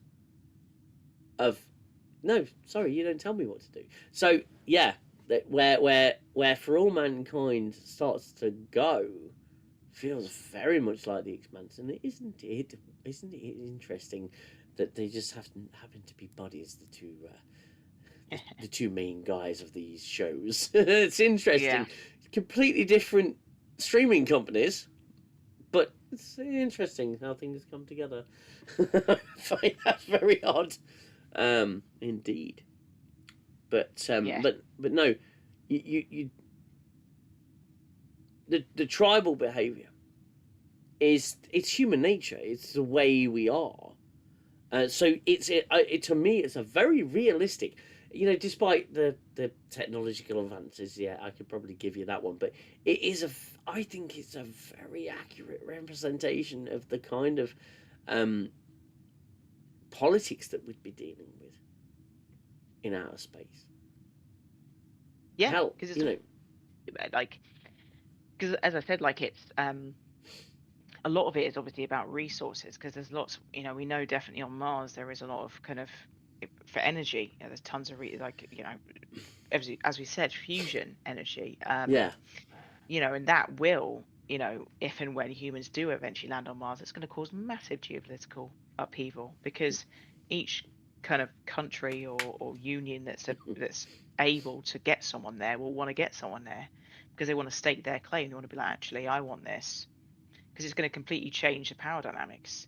yeah, If your country doesn't need to rely on oil anymore because they've got access to fusion energy or whatever, insert X resource here from the solar system, then it completely changes the game. yeah. If you can get some kind of a base, even if it is just like a couple of habitation pods, then you're there. It's just, as I say, it just morphs from there. And so it's just so interesting to see how those little seeds are planted. And as we said, like, you can see the distinct kind of nationality or nation of Mars sprouting up from that first base and the first kids born there, and the people who go there because they're miners or whatever. It's very interesting. Yeah, absolutely. And again, Earth telling Mars, do us a favor, catch that asteroid and send it to us, because it's actually really valuable. Do we have to? Yes, I know. No, we don't have to do that. No. We think actually what we're going to do is use it for our own resources. It's phenomenal. Yeah. First episode, obviously big setup, a little bit misleading, and then boom, you're hit with the truth of the situation. And in the space of the first episode, the West are dejected and rather annoyed, and in the episode ends with them actually getting to the moon. With Apollo, it's Apollo 11, isn't it? Because the main, I think it's hard to call him a main character, but he is somewhat focal. Is Ed? Yeah. It's Ed, isn't it? Yeah. Yeah, Ed. Yeah, Ed Baldwin. Yeah. Mm-hmm. Ed Baldwin. Matt Stuttgart. Good night. See you. Oh, thanks, mate. If I think you're going, so yeah, thanks for stopping by, my friend. Thanks for your interactions. It's really great to have you here. Thank you. And yeah, so Ed is. I like his little slip up. Shows him as humans very, very, very early on, and he makes a big mistake. He takes the news very badly, gets rather drunk, and then essentially tells the press that NASA's got no balls. NASA got no balls, no? And they've lost their bravery and their ability to take risks. Yeah. And that's why they lost the moon. The fact that Apollo 10 had circled the moon and had the opportunity to land, it doesn't sit well. It really doesn't sit well. And sort of Ed's taken off of Apollo 15, So he was Yeah. due to go for Apollo 15.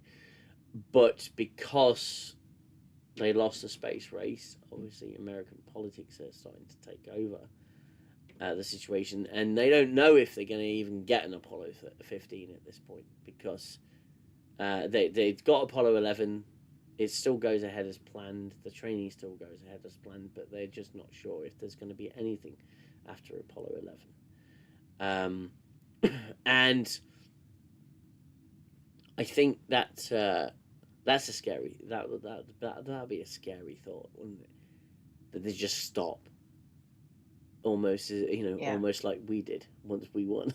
We went back a few times, but why haven't we gone back to the moon? It costs too much money. Why does it cost too much money? Because we haven't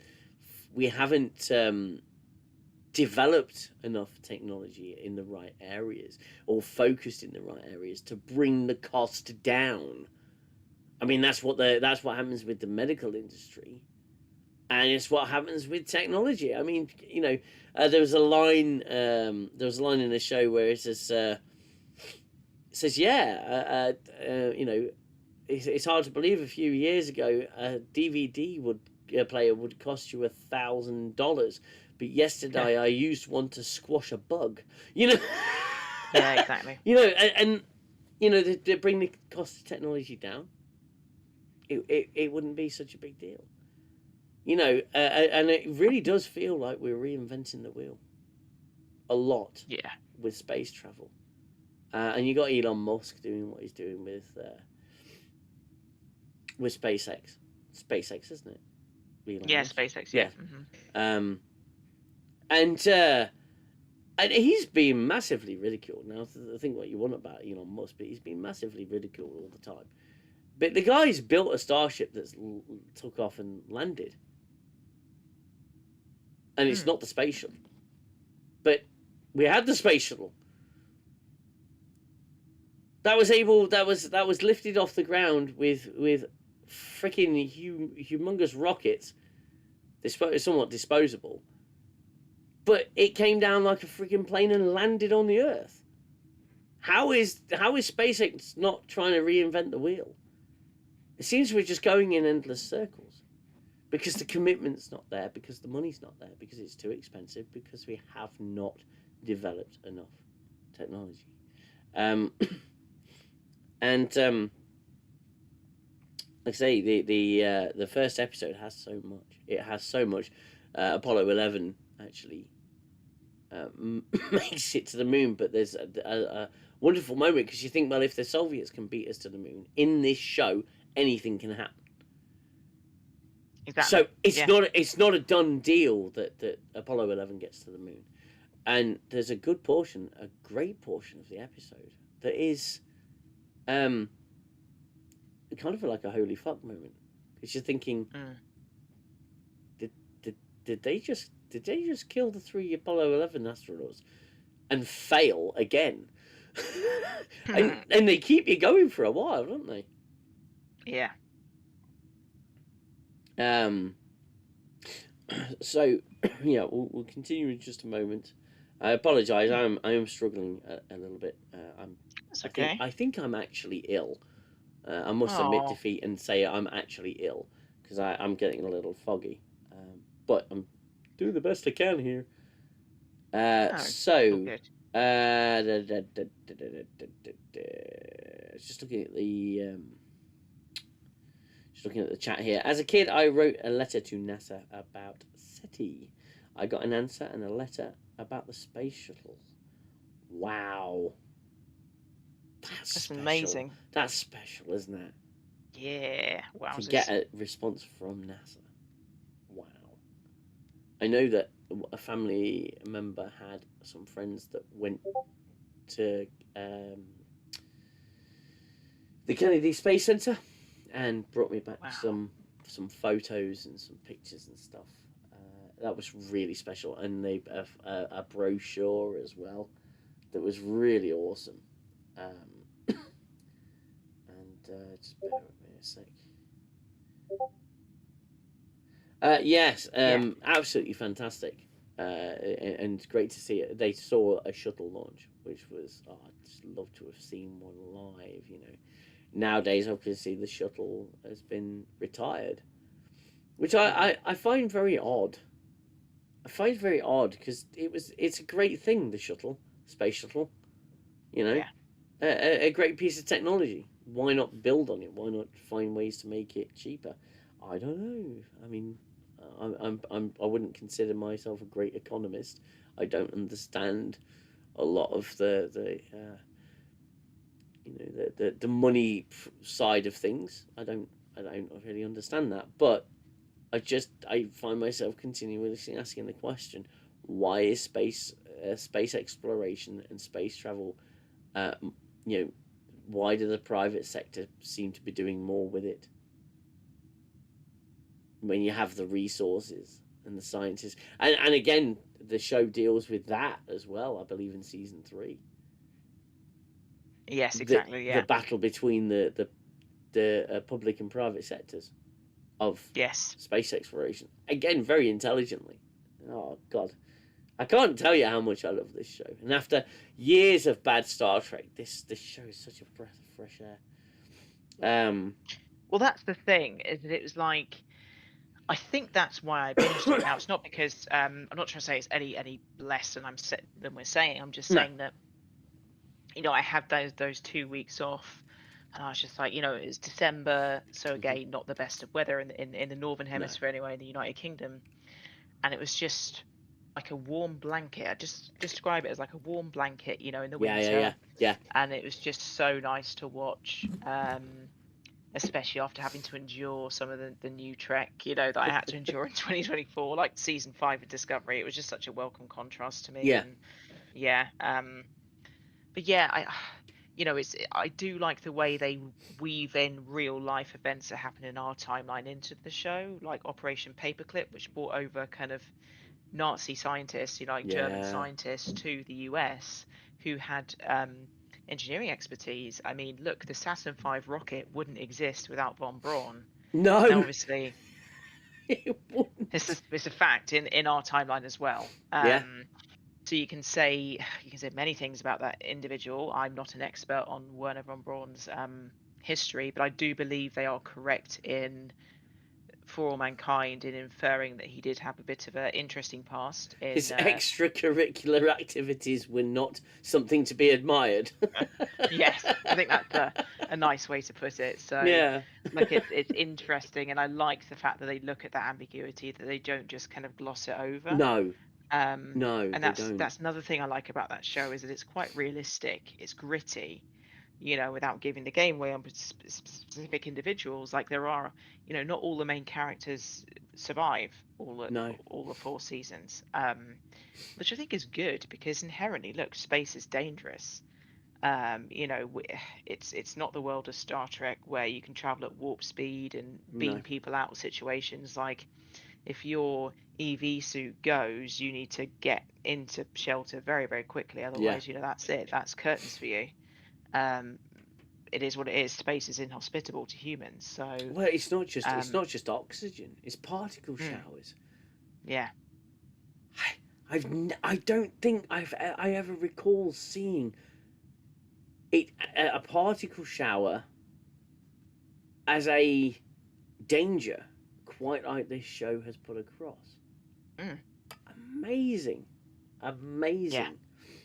Um, and we did mention a little bit earlier about the diversity in the show, and it is diverse. hmm And I want to make this I want to make this as clear as I can make it in my current state. There are those there are those that would call it woke. It's it's not.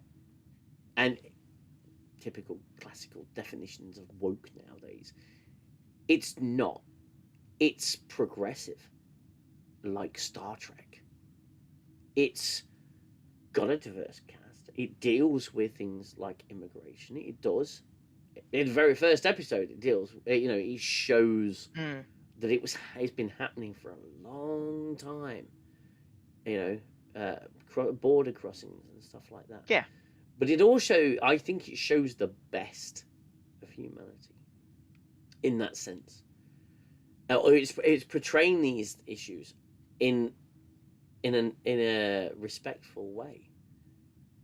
It's not saying it's a good thing or a bad thing. It's just showing it as it is. And with, diverse cast, I'm all for it, of course. Why wouldn't we be? But it's not diversity for the sake of ticking boxes. It's diversity to show diversity of the world. It's not. There's no. I don't think. I wouldn't say there's a single tick box exercise there, because they deal with all manner of issues, and much in the same way Star Trek does. It deals with, gay rights and racial rights and immigration, but it shows them in the context of the show's narrative. It doesn't just do it for the sake of doing it at the expense of the show. It doesn't show you an ICE facility. No. And be like, oh yeah, look, well, he's Hispanic. There's a lot of people in this ICE facility with a Hispanic name. It's just like Picard season 2. Like that's what they said, like Ralphie, and I was just like, God, oh my God, it was so cack-handed and so. It was. It was just so eye-rolling. Whereas here, obviously, you get the story. I don't want to give too much away, but of someone who comes to the US as a child illegally with their family, and there's a connection in that the dad, does work at the space center as a cleaner, janitor, and so it's interesting to see how that then develops. How Margot kind of develops this person. Yes. I like that. I think it's interesting. I think it's well thought through. I think it shows you different sides of a story. And again, it's what a good story does. And that's why it is so engaging, and that it is so it's kind of like a tapestry. Like everyone you see, for more than a couple of seconds ends up having some effect on the story. Yeah. And it's great how they just kind of weave these people in and out. It's very, very good. And as I say, I love the fact, even though it's quite sad sometimes, that the main characters aren't kind of like sacred, that they will sacrifice them if the story needs it, Oh, my word. I mean, again, we're trying to avoid spoilers here. We're just hinting at things. Yeah. But, again, big loss in at the halfway point of the 4 seasons. A surprising one, and one that didn't sit well with me. I really didn't like it, but I loved it in that sense, because it was a beautiful exit to the show. And you think, you feel that loss because you love these characters, and it's a big loss, and you think, I had to stop, because I'd hit that point, and I think it was 2:00 in the morning on like the 3rd or 4th day that I hit the end of the 2nd season, and I was thinking, and I had to stop. I said, no, I'm going to stop there. I'm going to give it a break, because that's actually hit me emotionally. Which shows don't do that often with me. Star Trek's done it a few times, and I've covered those with reviews. Retrospective reviews where a show's actually hit me, and I feel really kind of distraught inside. And For All Mankind does that, because it makes you care about the characters. Now, I will also say about the characters, they are flawed, and again, Mystic Librarians book brings out the best of flawed people, and they are flawed. Ed's a flawed character. He really is. And you can see in the first episode, he's a 50s man. He is still a very 50s man, especially when he's talking to his son. Because one of the first family interactions you see is his son coming up and being very sort of general with his speech to his dad, and the way he's speaking to his dad, and his dad and Ed sort of stops and corrects his behavior, and he goes, and he to the point where he says, "I'm sorry, sir." He goes, "That's better." It's like, because that's how it was. But but Ed's got some flaws, and he's got a temper, and he's like I say, these are all very human characters. They've all got flaws. They all make mistakes. So we've got Ed, we've got Gordo. I think Gordo's a fucking amazing character. He's one of my favourite characters in the show, Gordo. Yeah, he's great. I just do love the line where he's saying what he would have said had he been the first man on it. So my name's Gordo Stevens, and I come in peace. At least 3 times. Wait. That's just a brilliant line in the show. Absolutely fantastic. But yeah, it lets you dream, and that's why we love it within the realms of possibility, as you've said, Watchnerd. Yeah. But yeah, the show is. I would not categorize this show as woke. I would categorize this show as progressive, as Star Trek used to be. It doesn't take these issues and hammer you over the head with it. It's telling a story, and those are integral to the story. And I think, generally speaking, with a lot of quote unquote woke culture nowadays, it's really been quite damaging to good storytelling, because people are on the defensive with it all the time. Nowadays. They always kind of assume, don't they, that it's going to be woke. It's the minute they see that there's a gay stroke lesbian storyline. Oh, it's woke. It's not. It's just, it's an element within the story. They haven't put it in there to tick a box to say, oh yes, you must have a gay couple, or you must have a conflict there. It's not like that. It is using that, but it's also part of the story, and it's integrated and woven, like you say, like a tapestry, so very well. These characters influence each other. These characters have an effect on each other. And I don't think there is a main character. They can't afford to have a main character because of the time jumps, and because they'd have to be precious about the characters, and they can't do that. So yeah, in much the way that 24 used to go on essentially kill frenzies for most of their main characters, For All Mankind's not afraid to do it either. And I think that works in the show's favor because you don't have a dependency on any single lead, any single actor. Yeah. And I think that works. Yeah, it takes that away. As I say, it means it's more about the story and less about the character, which I think is good. Yeah. So I think we all saw what happened with Discovery, where Space Jesus was the main character, and then they just let the story slide. It just was like the Space Jesus show, and yeah. This is Space story, Jesus really. and her 12 disciples. Pretty much, yeah. That's felt what it was. Yeah. It's literally everyone talks about Jesus. Nobody talks about the disciples. Yeah. And Discovery was exactly the same. This is, we weren't just making up Space Jesus to be mean. We came up with it because it's accurate,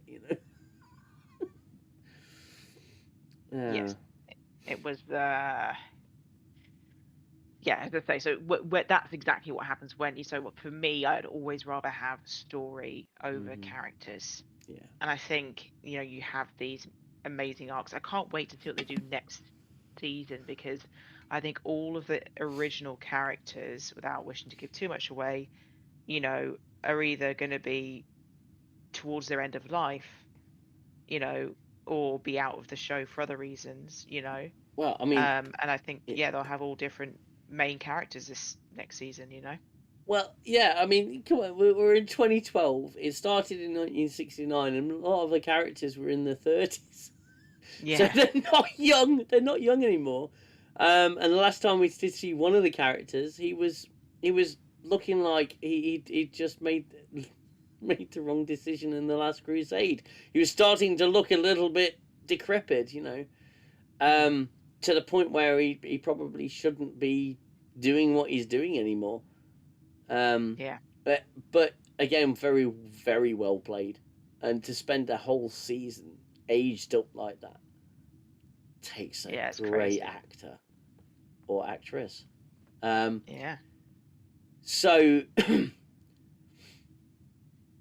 it's not afraid to pull its punches in terms of story. It's not afraid to lose characters, to lose those roles, and it's not afraid to put itself out there. And it's like it just does what it does, and it doesn't really care about the politics side of things. It obviously within the show, it deals with the politics of the world that it's in. Of course, the politics is actually quite heavy, but our politics very different. I don't really see the connection. I don't really see any of that within the show. I mean, correct me if I'm wrong. I might have missed it, but I don't see modern current day politics bleeding into this show at all. No, it just talk. There are obviously political kind of connotations between the geopolitical powers, obviously, because that's just part of how it would be. I think in a reality like that, where people are governments are settling the moon and Mars. I guess there's always going to be geopolitical conflict, but that's it really. There's nothing specific. There's no specific politicians really mentioned apart from like obviously Nixon and stuff, but obviously that was historic and back in the first season. So yeah, it's watchable for someone of any political slant. There's no current dayisms, No. As we would understand them, as there are in New Trek. And it's just yeah. There's no Democrats showing up. No, the Stacey Abrams doesn't show up as president of the Earth. Don't worry. No, there's nothing like that. It's also not afraid to show the harsh realities, as we said earlier, of space travel. The effects of particle showers, the effects of the vacuum of space. And I think, again, trying not to give anything away, I believe it was season 2, possibly,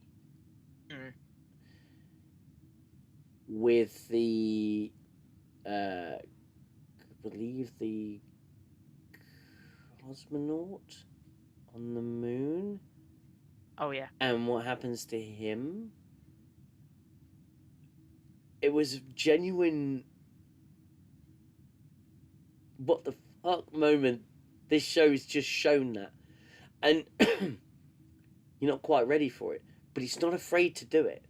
To show the harsh realities of space exploration. We are not designed to be in that environment, obviously. We evolved in an oxygen-rich atmosphere with plenty of gravity, thank you very much. So we are wholly dependent on our life support systems. And, Star Trek, for example, has shown people getting sucked out into space. And the effects there. But this show, when it does it, it's about 50% more brutal, I'd say. Yeah. And shows 50% less than other shows would show. I believe it's called, I think it's called Outland. Was it Outland with Sean Connery? Outlander? Something like that. Where, you saw explosive decompression and it was pretty graphic. But in this show, I think it achieves a lot more whilst doing a lot less or showing a lot less. And when it happens, it is brutal. It is brutal, but it's visceral, but it's accurate. I would say it's realistic. Mm. And there's some very difficult to watch moments, but they're worth watching. It's worth enduring because it's written so well and it's structured so well, and it is a beautiful show. The shots on the moon in crystal clear 4K. It does. It Yeah. makes you melt. It is great. It's a show that is beautifully shot, beautifully kind of like directed, beautifully written, beautifully acted, and yeah, it's yeah, I say I like the pacing. I do like the fact that after each season they kind of like it kind of moves forward 10 years, because it means that it keeps the pace going, you Hmm. know. Yeah. And then obviously when you drop back into the next season, you're like, oh, okay, this is what's happened. It's also cool that they have like the kind of song from that era, Yeah. Yeah. playing at the end of each season, because it kind of like programs you into thinking, okay, that's that year, okay, and the end of the season 4, the most recent season, obviously there's a song I think from 2012 which was fairly popular that plays, and it Yeah, kind of it's like just pans out. City. Oh, I have it on my Spotify actually because I absolutely love it. It's probably the most repetitive song you'll ever hear, and it is stuck in my head pretty much constantly lately. Um, but yeah, it's a fantastic song. Very, very. It goes so well, doesn't it? When they end a season, um, the music they show, the music they play, and it's compatible, isn't it? It's really compatible with what you're seeing. It's so well edited together. Yeah, Midnight City by M83. That's what there you plays. go. Yeah. I won't play it on stream. I get demonetized, but I think it's a great transition between seasons. Okay, and I would highly recommend watching each season one after the other. In essence, binging it because it's a great show, and it'd be Mm. hard not to binge it. Um, but the way they close the season off is usually with a um, quite a long shot, and then they transition to and show the date. So on the last season they did 2012, and they show in a Hmm. certain structure, and they give you the name of where it is, and then it cuts off. And then the next season, they give you a montage of everything that's happened, geopolitically, globally, in space. Catch you up a little bit with the characters and what's been happening with them, but they do it with newspaper clippings, media articles. It's so cleverly done. It's so intelligently written. The musical score for each season is epic. You're absolutely right, librarian. It is awesome. And Yeah. here's here's the thing. See, I want to see if you agree with this, and please, if you disagree, let me know. This show is niche, and I like it that way because I Yeah. ask people, "Have you seen For All Mankind?" And majority of people I speak to who like Star Trek, I say, "I know, I've never seen that. What is that?" And I think I'm glad. In essence, it's kind of like Star Trek used to be, quite niche, you know, Mm. well known, but niche. And I like the fact that this show is niche because I can talk about it to someone. And I find myself getting really excited talking about it, trying to let people know what this show is like and that this show is so good. Yeah. Yeah, dude, it's such a rad show, and it's just as you say, it's nice that it's niche because you're like, okay, it's not been spoiled like obviously other IPs have been, as we discussed at length. Yeah, Because it is an original premise by Mr. Ronald D. Moore himself, the as legend we of all know. theories. Yeah. Indeed, I just think it's good because I think it's less likely to be kind of spoiled in the way that Star Trek proper has been, and also Star Wars. Not that I'm a big Star Wars fan, but we can all agree that Star Wars has kind of suffered as of late, um, and even Doctor Who, and it's just nice to see like a sci-fi IP that's been developed by people who are interested in the genre, like Mr. Ronald D. Moore, and who has an interest in producing just a great sci-fi show, and Well, that's it's his great that he priority. knows. Yeah, exactly. It's just Yeah. nice to see. It's so refreshing because you just had been hit by a barrage of stuff that's objectively awful recently. Well, Like you're not appealing to the masses, are you? And that's I think that's the key. You're not trying to. He's not trying to make a show that everybody likes. He's not trying to do a exactly. Game of Thrones.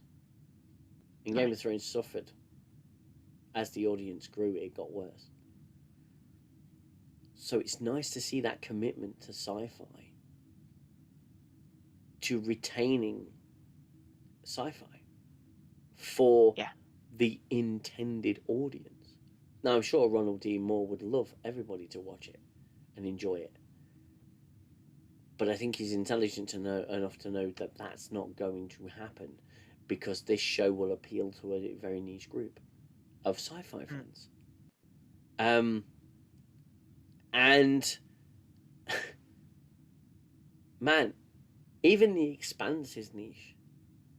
A lot more people have heard of The Expanse, and a lot it's fair. I think it's known wider in the sci-fi community than For All Mankind, for example. But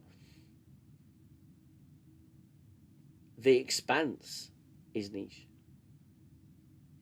Not a lot of people have seen it. Like, certainly not in my circles, and that works in its favor as well. It did get a little bit more popular as it went along. Perhaps it suffered a little bit as a result. I certainly don't think that's true of For All Mankind without having seen season 5. I think it's managed to retain its identity and evolve, but it's not trying to appeal to everybody. And Ronald knows that. He's just making a great fucking show. And I love that. I love the passion and commitment that he's got to creating something like this. And fucking hats off to him. He's done such a wonderful job. Yeah. No, genuinely, it's awesome to see what he's done, and I look forward to seeing. Well, definitely the next season. If it does go on for 7 seasons, great. Like I'd love to see Hell yes. what happens and how they bring in new characters. I'm very excited for next season to see the new characters, to see how Yes. also to see how things develop on the Red Planet, because I think it's kind of at that stage where they're very much forging ahead with independence. And if obviously I know they are mates, the Expanse and For All Mankind kind of writers, it would be great if you can kind of like almost see the stages of how Mars was just like, "Do you know what, F you," and there was almost like a war between the planets. You know what I mean, for want of a better term, that they were just like, "Yeah, like we're not playing ball anymore." You got the Belters in it. Mm. The Belters. And the Belters, yeah, I mean, if they can build that, that would be amazing. If they could, do you know what I mean, build out that lore, because I think Hell that's, yeah. as I say, very realistic. And I do think if in a few hundred years' time, that is probably what the solar system will be like. I think that's probably more realistic. Yeah. Honestly. Yeah, and I completely agree. And I would like to see it sort of venture towards the Expanse. I'd love for it to be revealed that they're both set in the same universe. Yeah. And that kind of collaboration not being limited, .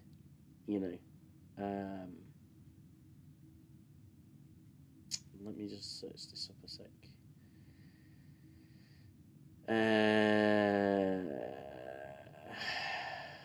I'm trying to get the trivia up. It's not loading up the rest of it though. Yeah. Yeah. Imagine Apple and Amazon coming together for that. I mean, to be fair, I think Jeff Bezos liked The Expanse, which is why he saved it from being cancelled. So he probably likes For All Mankind, to be honest with you. Yeah, it'd be nice. I'd imagine he probably nice likes that as well. Yeah. Yeah. So he's got enough money that he doesn't really need to care. He can just be like, whatever, you know. So. We'll go through a little bit of trivia if you want to take a trivia break.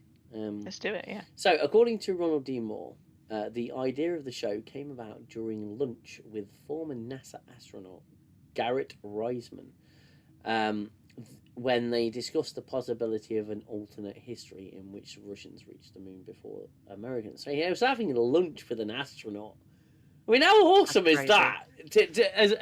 As an origin story for your show. I was having lunch with an astronaut. That is crazy, isn't it? That's amazing. But imagine, wowzers. I mean, having lunch with Ronald D. Moore, yes, please. Thank you very much. Yeah, that would be phenomenal. Gordo and Tracy Stevens, I fucking love Gordo. Excuse me, are loosely based on Mercury 7 astronaut Gordo Cooper and his wife Trudy, who was a pilot. So they're based on real people. Interesting. That's phenomenal. Absolutely phenomenal. Let's see. Logotype and insignia of NASA are slightly different from the real ones. Respectively, the two A letters are closed on the red fonts, and the white orbit is reversed on the right of the logo. So even the logo is different in this alternate timeline. Again, nice little touches. Very interesting. So in December 2020, ahead of the second season premiere, the series was renewed for the third season. So that's it's really interesting. It was renewed for a third season before the second season aired. How very Starfleet Academy of it. Oh, I know. Oh dear. I mean, that's the only time we'll ever compare those two shows. The only time, and I apologise to all mankind for that one, because that is it's harsh. Dear, that is harsh. You're putting them two shows in the same category. Unbelievable. Oh, okay. So hold on. Music Chromebook is absolute crap. I hate Chromebooks. They're only good for like email and they're shocking. I'm trying to actually scroll and the damn thing just doesn't like it. Adored by the network, even beyond the second season renewal, Apple TV gave its entire initial slate shortly after launch. This one got a third season approved a month before the second season started. So yeah, season 4 meanwhile was publicly confirmed during San Diego Comic-Con in the middle of the run for season 3. Wow. The Dancer. Real-life astronaut and show technical advisor Garrett Reisman's appearance as the commander of Space Shuttle Columbia in season 2's The Bleeding Edge is an example of this, as not as himself, despite the character having exact same name. Wow. So there's he got him to star in the show itself. I'm trying to avoid obviously ones with spoilers. Several of the main American characters are played by non-American actors. I always love that. I always love that. Yeah. So Ed Baldwin is played by Joel Kinnaman, who's a Sweden, though born to an American father, so he's Swedish. I didn't know that. Joel there Kinnaman. You go. Gordo Stevens is played by Michael Dorman from New Zealand. There you go. Wowzers. Crazy. Ellen Wilson is played by Jodie Balfour from South Africa. Bloody there hell. you go. And Molly Cobb is played by Sonia Welger from the United Kingdom. Hey. So yeah, phenomenal. Yeah. Great, isn't it? Yeah, it's phenomenal. Hats off to the actors. They do a superb job. Every episode's interesting. All things that happen.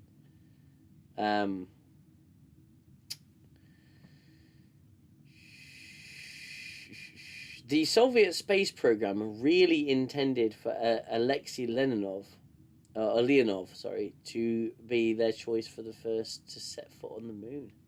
Wow.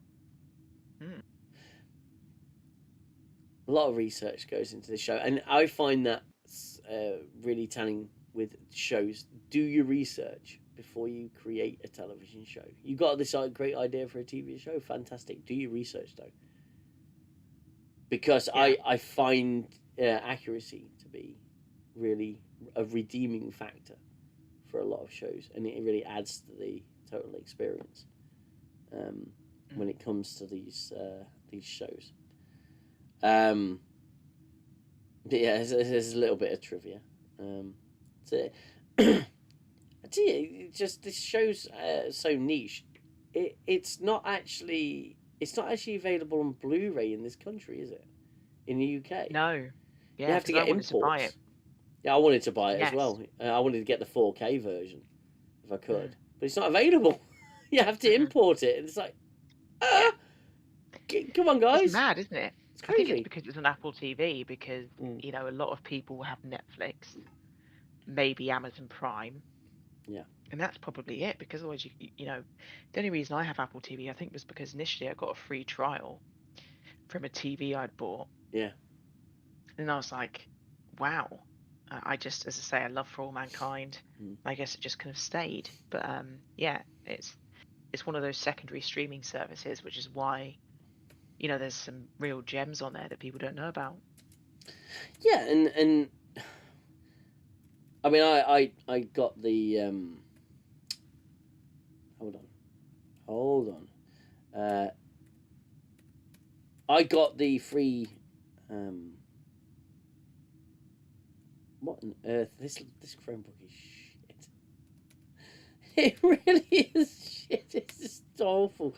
Tale of the Chromebooks. Oh yeah, awful. I've got the main laptop running the chat, to be fair, but yeah, I might swap them over.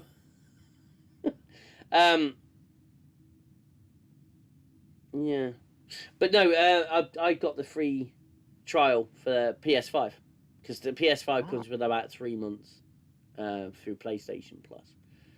So I did that, and yeah, I didn't regret it. And there's a lot of great Apple content on there, and for such I think it's a relatively small platform in terms of its own productions, but so was Netflix a few years back.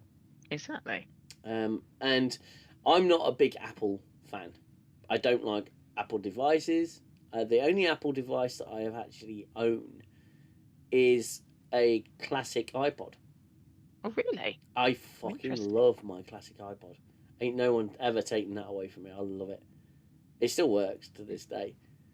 It does have a dead zone in the screen, though, so I'm a bit annoyed.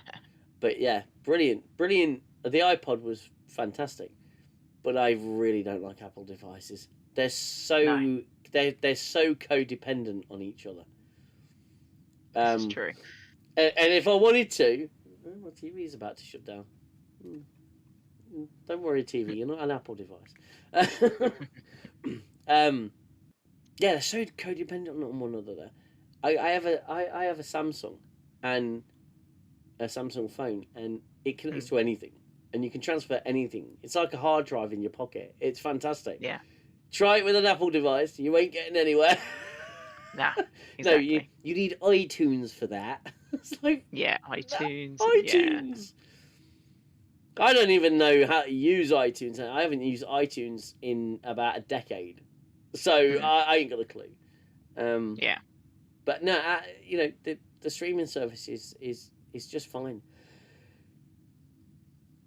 Excuse me. And they have come out with with some great shows, but For All Mankind is definitely head of the list on that one. And Yeah.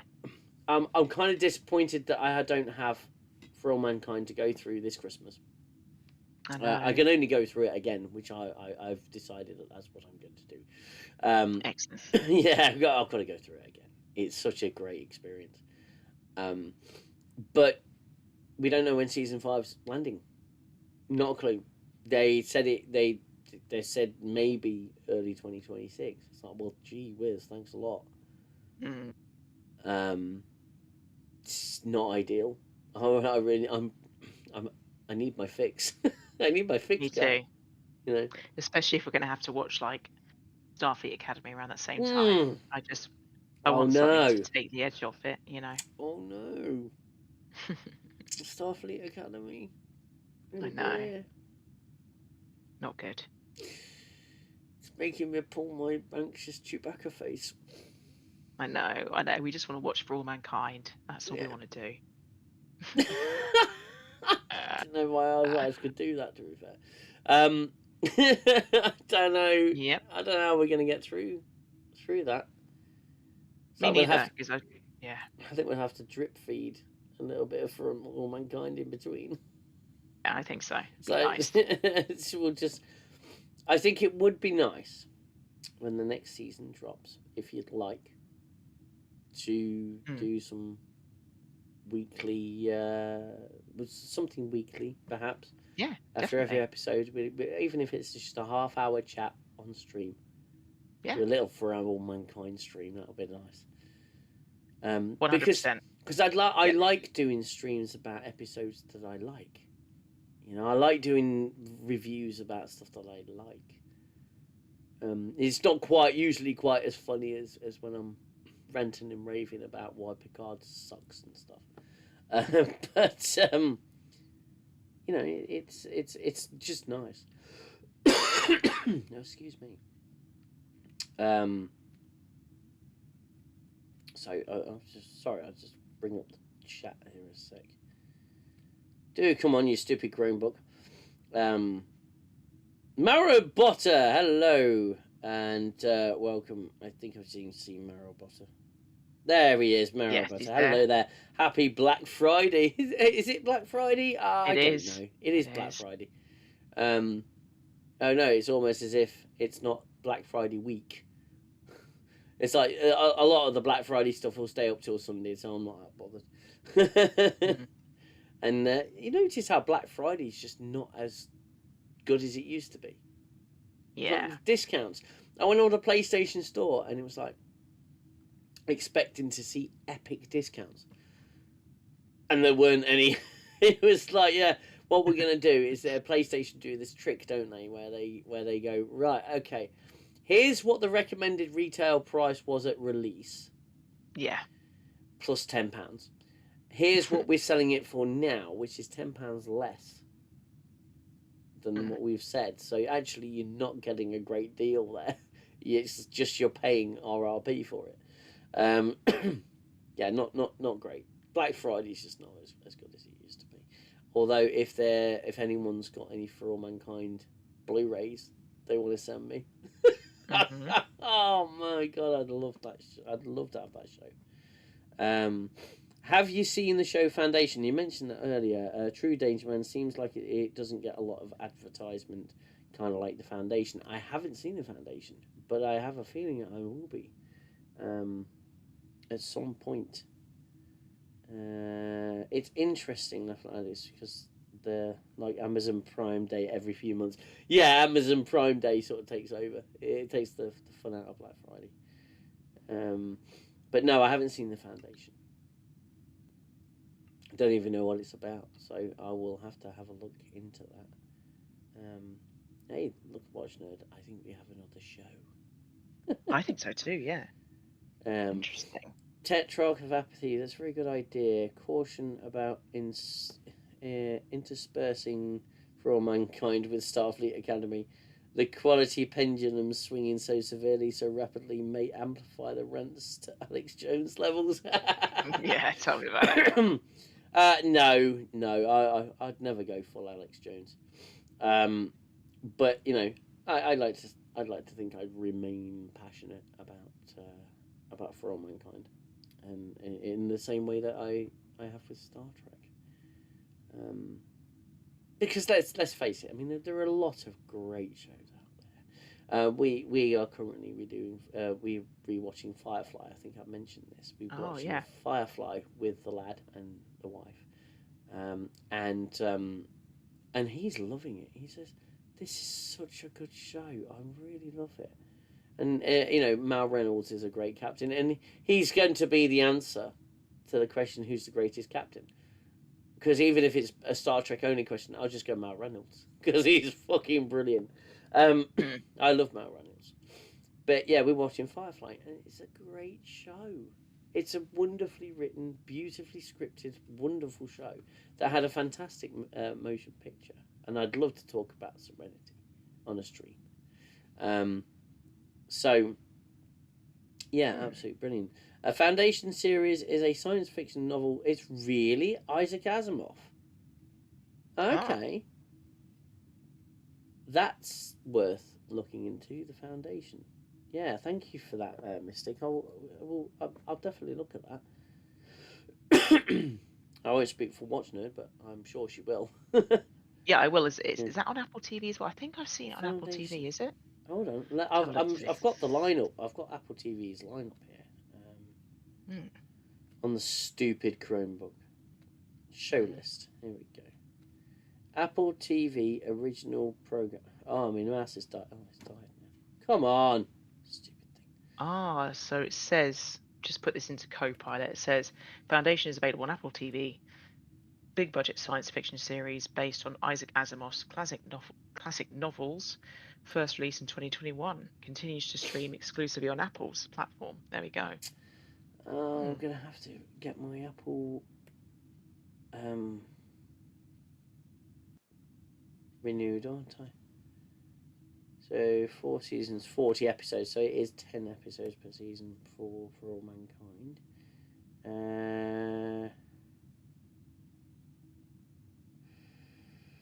Foundation, science fiction. There's a lot of science fictions actually. Silo as well. That's dystopian science fiction. Yeah, I've seen Silo. It's good. Is it? It's not bad. It's not as good as For All Mankind, but it's No. decent. Yeah. No. Okay. Yeah, Foundation. Okay. Well, I would assume that's next on the list after I get my For All Mankind fix again.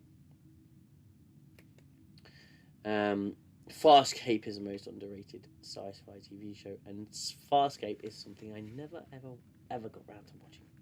It was on BBC Two. It aired on BBC Two, I believe, on a Thursday night. BBC Two here in the UK, and it was one of those shows that again I could just never get into. I didn't really watch it. I think I watched one episode once, and my friend at the time used to go on about Farscape, and it's something that I'm thinking I even think I have some DVDs of Farscape somewhere that I was given.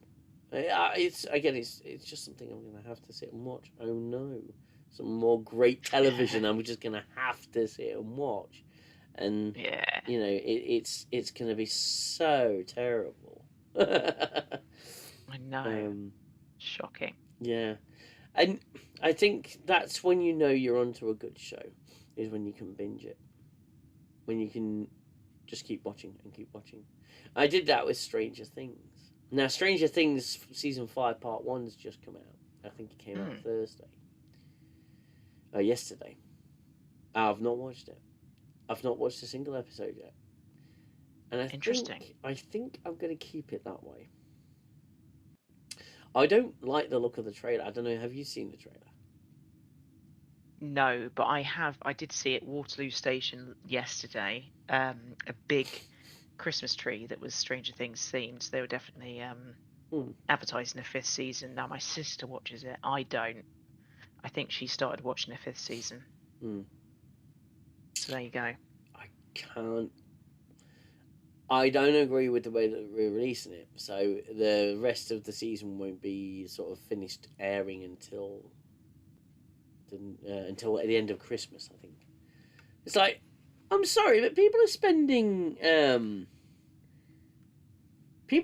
time with their families. They're not going to sit and watch bloody Stranger Things at Christmas. You know, as in over the Christmas, the days of Christmas. Mm. So I just think, I don't know, just checking the stream health. I think the Chromebook has just given up, so fuck it. Yeah, I think, you know, it's a very odd time to release episodes of a show, and doing it in two halves. Cobra Kai did that for its final season, I think, and it didn't work. You sort of lose a little bit of interest in between. And Stranger Things, it's been that long since it's aired, I can't really be bothered with it at the minute. So I'll wait until the entire season's out and then binge that. But I don't think I'm going to be particularly impressed with season 5. Tetrock, I've only seen a few episodes, some were good. I'm sure you know by now the two leads wound up joining the SG1 team in later seasons. Oh, is that Farscape? I'm not sure. I think that's what he means, yeah. I think so. Yeah, so, yeah, television's weird, isn't it, right now, because you're so far between seasons. I think we mentioned this before. You are so far between seasons that you just lose hype, you lose interest. Much in the same way Strange New Worlds diminished whatever interest it had from season 2 to season 3. A 2-year gap is a very, very, very long time for a television show. It's more 2 years between movies, and that you know, the movies against so much word of mouth notoriety and all of that. By that time, the sequel people will always go back to it. But television, people are so fickle. And I know it takes a long time to make. And I know that it takes, you know, a bucket load of time to get right, edit and put the special effects in. But the thing is, For All Mankind, I would say it's not a massively effects-heavy show. Yeah, you're right there. There's not a lot of special effects, but it's the camera shots are good. Beautiful, beautifully filmed, yeah. And the utilization of what, it's not solely dependent on CGI. Yeah. And that's a good thing. So it probably doesn't take as long to make a season as it does the likes of Strange New Worlds. Yes, bless you, because obviously all that fire on the bridge can't be cheap. Can't be easy. No, they keep having to buy the refills for all the flamethrowers they've got, and all the spark machines. You know, Star Trek always had spark machines, but and it always had rocks in the consoles. But Jesus Christ, why? A head level as well. We've been down this road before. What the hell's the point of a flamethrower on the bridge? Vents on the bridge that can burn your face off. Fantastic designing. You know. Well, exactly. Yeah. At this point, it's more perilous to be on the USS Discovery than it is to be on a fucking lunar lander module. It's true. So true. With a pencil-thin hull. It's more dangerous to be near Space Jesus. Oh, Space Jesus. Peace be upon her, as they say. Oh, peace be upon her, indeed. Do you reckon she'll make a cameo appearance in Yes. Crap Academy? Yes. Do you reckon? Of course you will. Yeah. I'm surprised they didn't make her the fucking dean. Yeah, me too. Yeah, I think maybe Sonequa Martin Green even knows, hey, this isn't good for my brand. I'm going to stop it now. You know? Maybe. I mean, if you did a popular show. I've heard a lot of people say she wasn't even. They didn't even like her in The Walking Dead. And it's like, no. I think Guna said that at one point. It's like, no. I don't think I liked her in The Walking Dead either. And it's not. I'm not dissing her as an actress, but I think Star Trek Discovery, they they made it so much about the commander being the main character instead of the captain. It's like, well, first and foremost, you've already missed the memo on Star Trek, even though you're telling us we missed the memo, because the captain was never the main character. It was an ensemble cast, and the captain was the anchor to the show. It was always that way. Exactly. And they went, actually, well, we're going to focus on the commander instead of the captain. Okay, sort of. But do you not remember Deep Space Nine?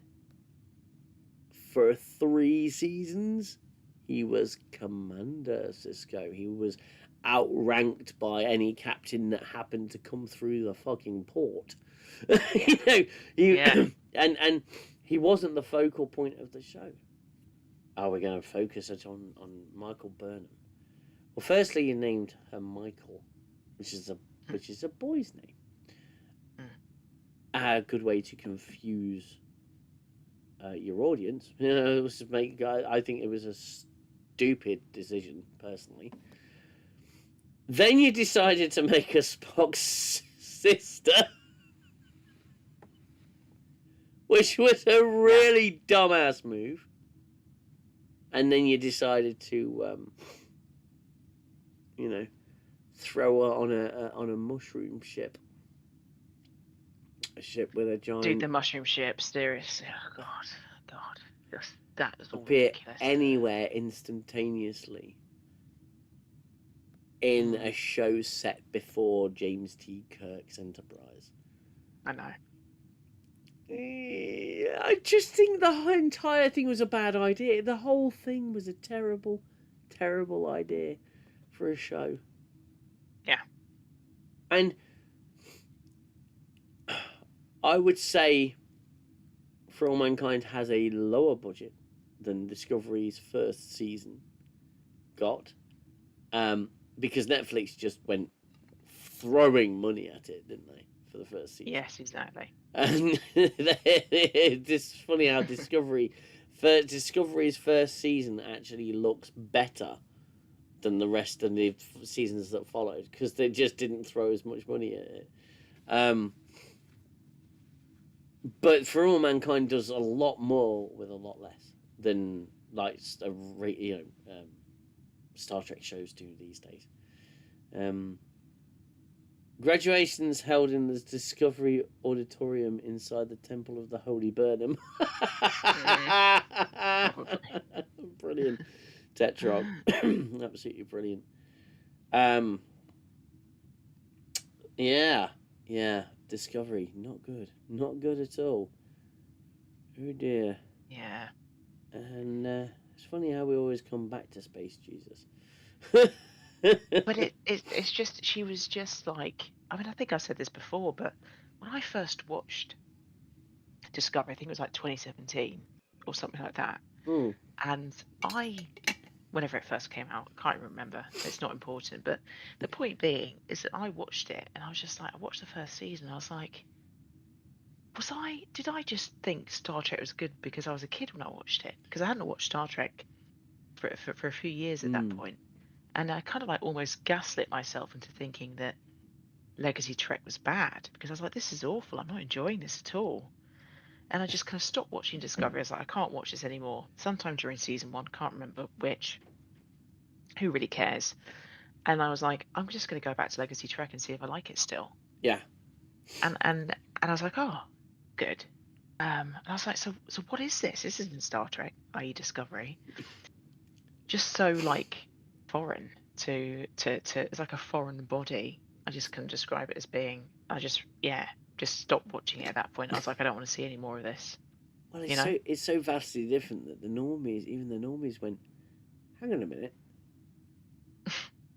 this isn't like Star Trek.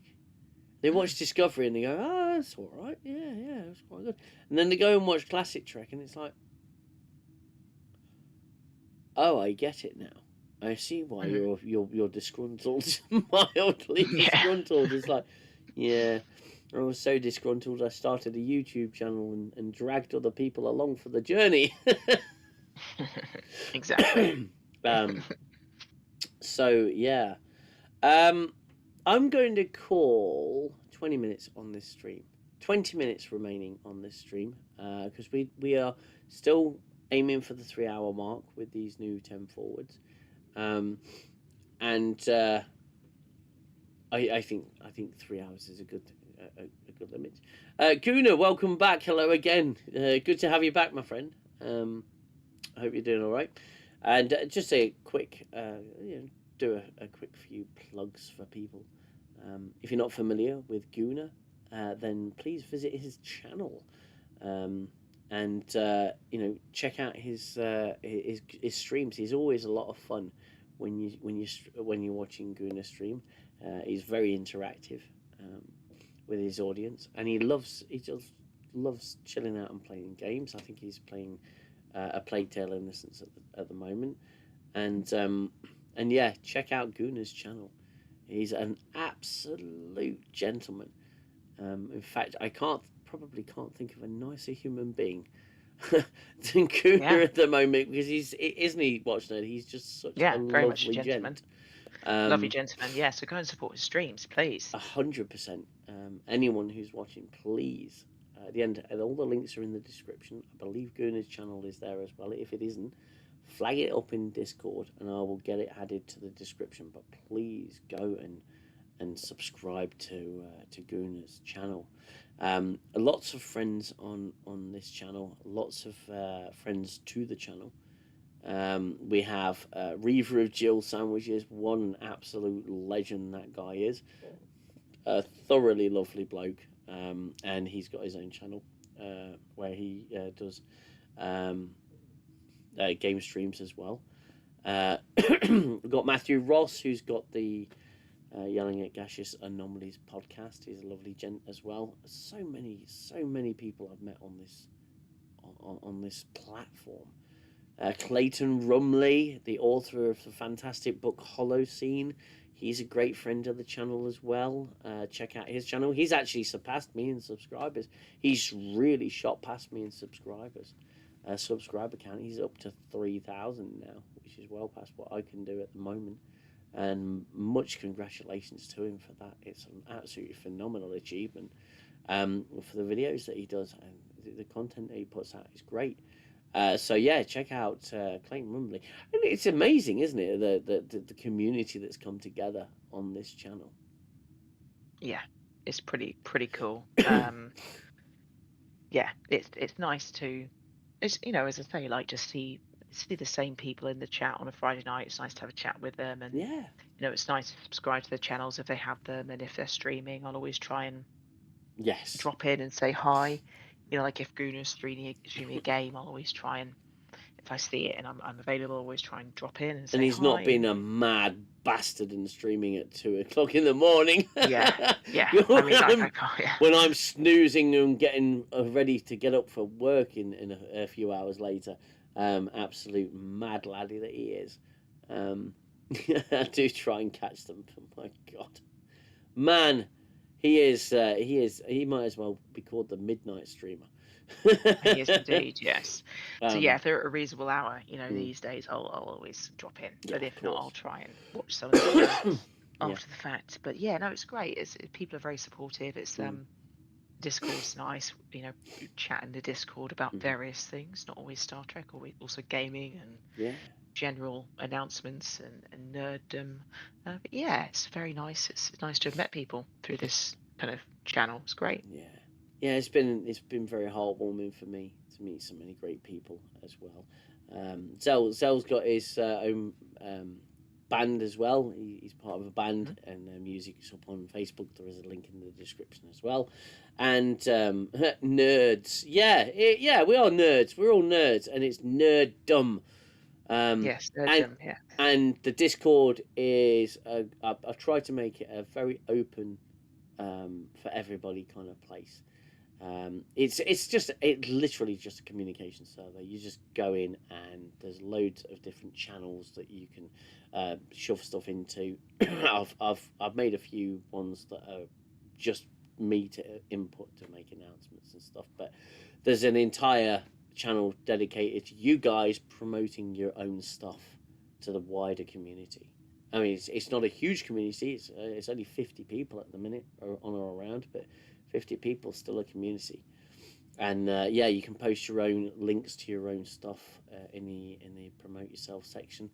We've got meme space, and you can post your memes in there. General chat, the whole works. I try to create a nice place that people can come by, and we quite often end up in the voice chat, having a good chat and a good natter with each other. So please, if you haven't already joined the Discord, link is again in the description. It's free to join. Just pop in and make yourself known and say hello to the rest of the community. And and if you wish to come on and be a guest on 10 Forward, then please again let me know in the Discord, and we'll get something arranged and set up. 10 Forward going forward.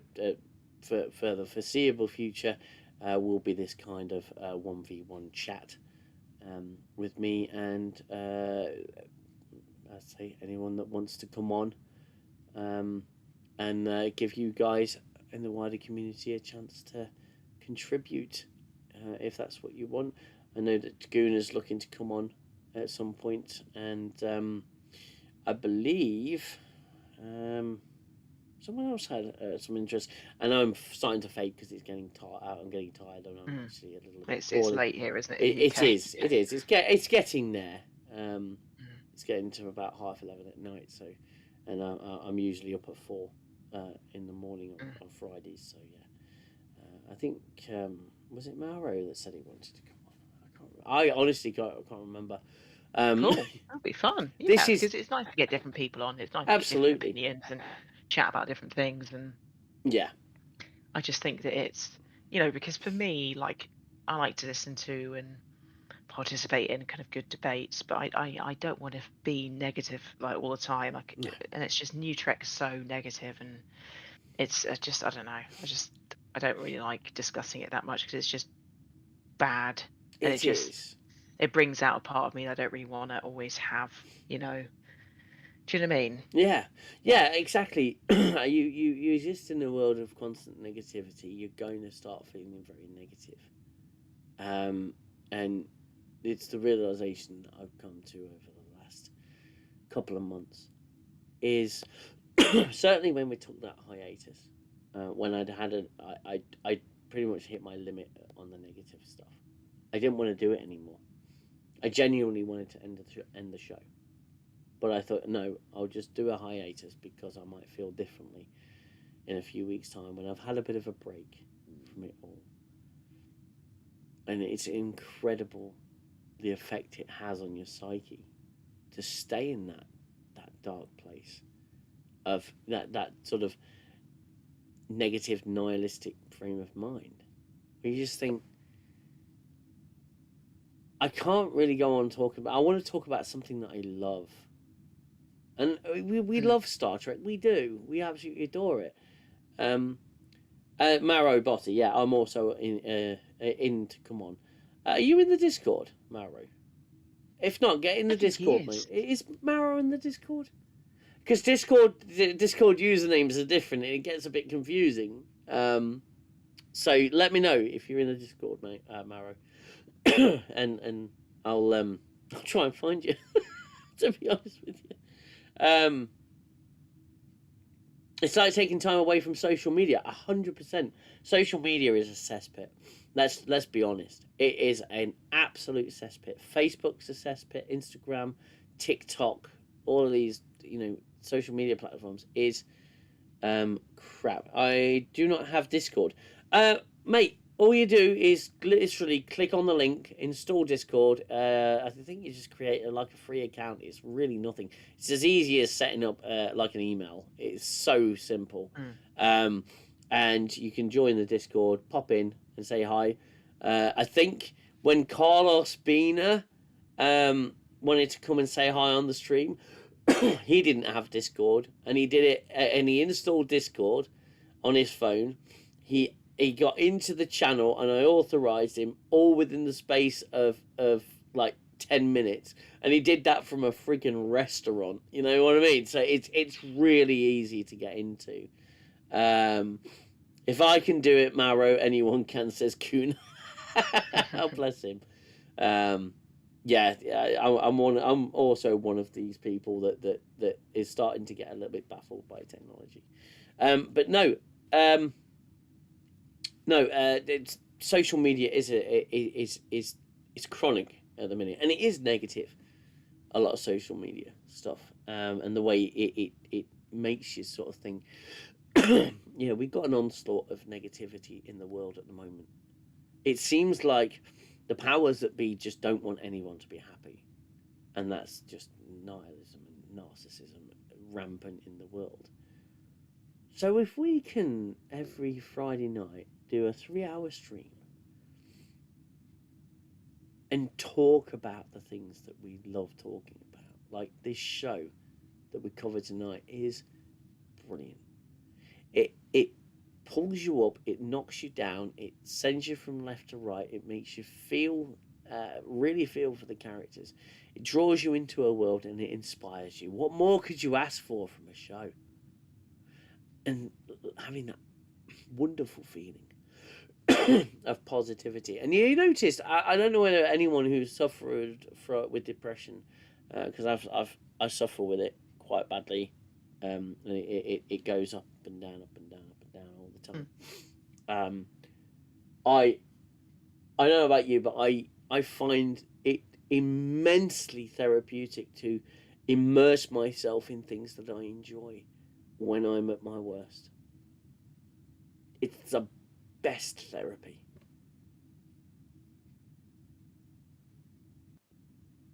I don't know about anyone else, but that's to me, it's the best Yeah, feeling. I know what you mean. Yeah. It's nice. It's like when you are hopelessly morose and down and really having a bad day, and then someone somehow manages to make you smile. And that is really infectious, and it lifts your spirit. And it's awful. It's awful for people who suffer from it.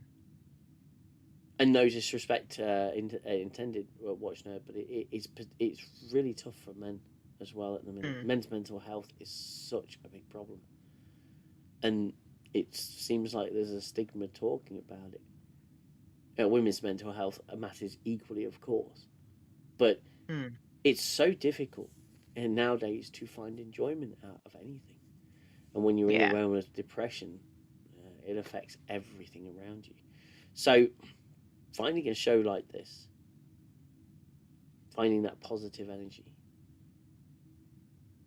it's heartwarming. I mean, when Carlos came onto the stream, I think we were all on cloud 9 at that point. I struggled to sleep because I was so happy and so overwhelmed, and it's incredible, really, because I'm obviously friends with Carlos Bina on Facebook, and people you may know keep showing up. Dave Blass, Michael Akuda, Sam Whitwer. Sam Whitwer came up on my people you may know. It's like, yes, please, but I won't obviously send them a friend request because I'm a bit shy. I don't want to bother them. Who's this fucking weirdo? But it's interesting. You've opened yourself up to that sort of thing, and stuff like that has happened. And I find karmic law to be a very strong presence in the world at the moment. And what do they call it? There's a word for it. It's on the tip of my bloody tongue. With the universe. Fucking hell! It'll come to me eventually. I'm really starting to fade now. I know. We're all just tired. It's all good. Yeah. But it's synchronicity. That's the one. It's synchronicity. You're aligning yourself with positive energy, and I honestly believe that's the thing. And shows and escapism Yes. Yeah. is important. And when your escapism is being infected with toxicity, which is what it is, it pulls Yeah, that's you what's down. happened with most kind of like modern sci-fi, I guess, or sci-fi IPs, you know, the well-known IPs. It's just been, you know, just infected with people who usually don't really care for it, and you can tell. And then it just kind of bleeds into everything else, which is a shame because, you know, no one wants that. The fans don't want it. No. Yeah. 18 likes. Let's get them to 20. Yeah, let's get 20 likes. Why not? It's really on my system as 17 likes at the moment. But yeah, if you haven't already liked the stream, hit that like button. That would really make everyone smile. Doing very well for a stream that's not related to Star Trek, so that's really good.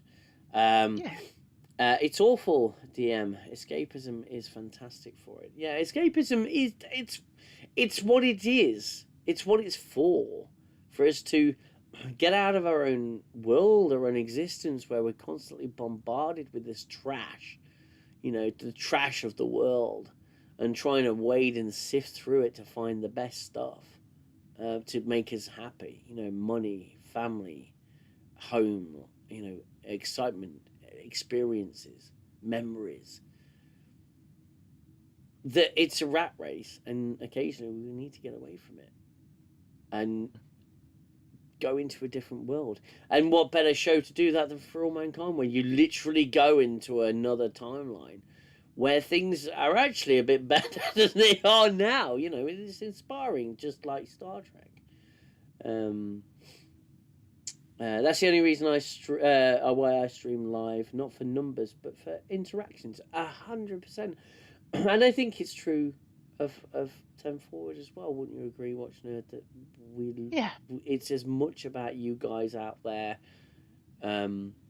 as it is about us having the conversation. You guys fill the chat with your comments and we read them, and it's great to have these groups of people in the community. It's fantastic. And seeing Space Jesus on a franchise you love don't help. Yeah. I also keep a lot of comedy, including box, ready during such times. Yeah, 100%. That's why I've got my DVD collection, which, funny enough, is literally right next to the camera. And it's why I do go back to some older shows. I mean, rewatching Firefly has been a wonderful experience because I've only seen Firefly once, all the way through. I'm going back and watching it again. It's just such good science fiction. Beautiful show. Beautiful show. Yeah. We all love good sci-fi. It's all you need. It's all you need. Well, I mean, sci-fi aside, there are some fantastic shows that aren't sci-fi, but they're few and far between. True. You know, and I think you know we've been the wife and I we watch quote unquote trash TV that we barely pay attention to, but we're spending time together while we're watching it. You know, but when there's something I really want to engage with, I engage with it. You know, I'm that familiar with Star Trek now, to be fair, that I tend to stick it on, and if I'm if I'm sort of not worried about falling asleep, I'll tend to watch Star Trek because I've seen it so many times, and it's like a blanket. It's like a warm blanket. Yeah, like exactly. And now, if there's something that I haven't really seen, it's like if I haven't seen an episode in a while, I will skip it if I intend to sort of rest, because I want to enjoy and immerse myself in that episode.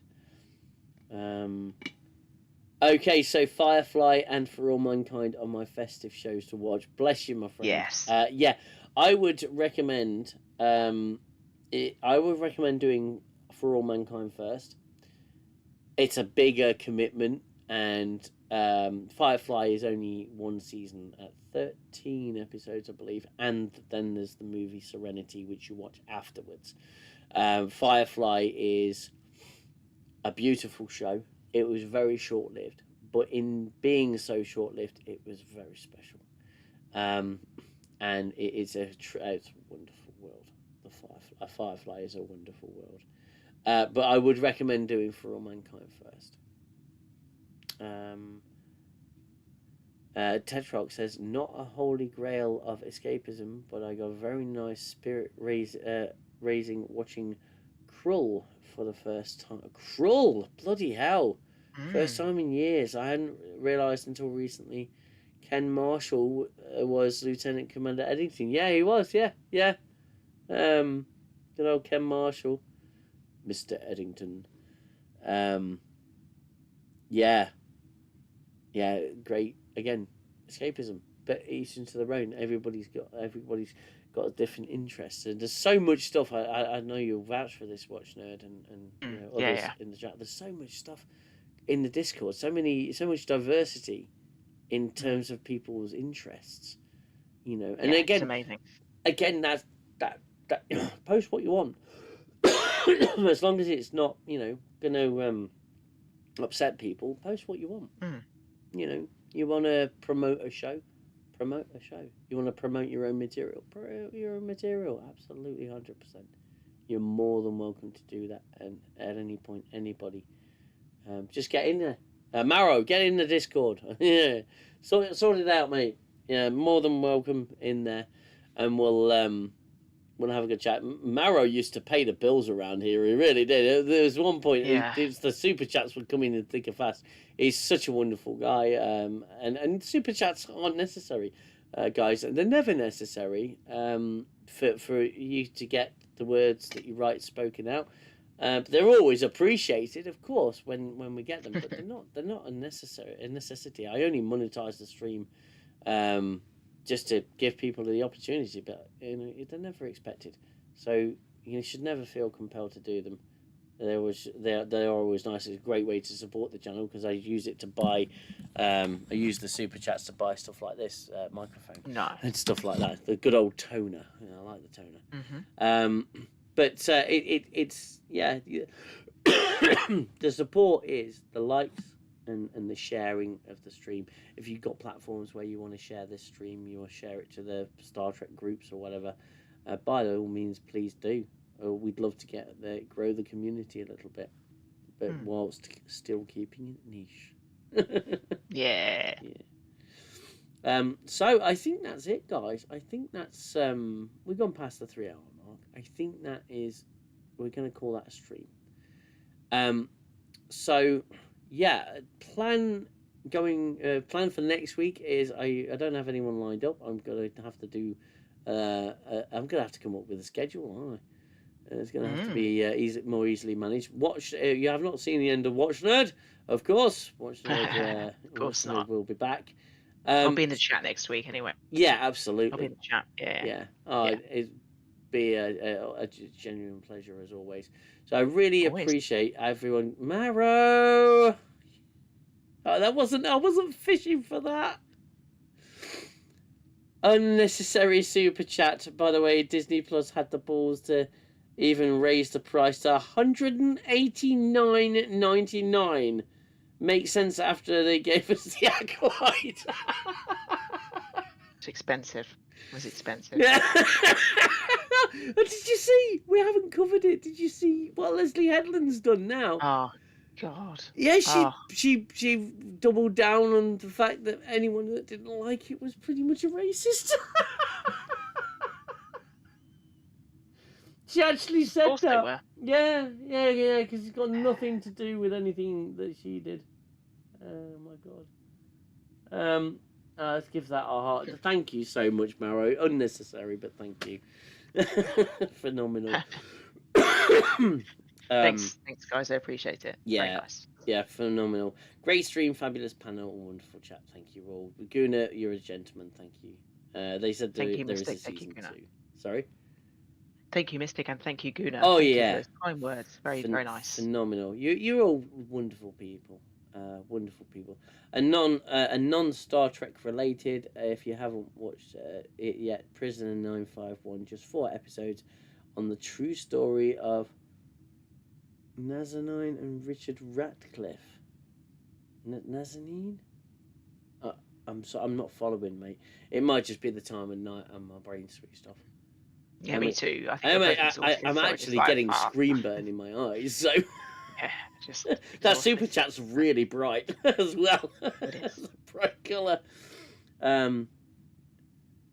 If you can check out Zootopia 2. I loved it. I liked the first Zootopia as well. Yeah, Zootopia was good. Good film. Really good. So yeah, Maro, thank you very much. I can't keep the stream active while that timer goes down because we're absolutely knackered. But thank you so much, everybody, for joining 10 Forward. I'll be back next week with a different guest. And don't take this the wrong way, Watchnerd, but hopefully a different guest. Yeah, no, a different guest, and I can obviously mod the chat properly. So yeah. He's still a mod, and we'll look at getting a few more mods going as well. But thank you, everybody.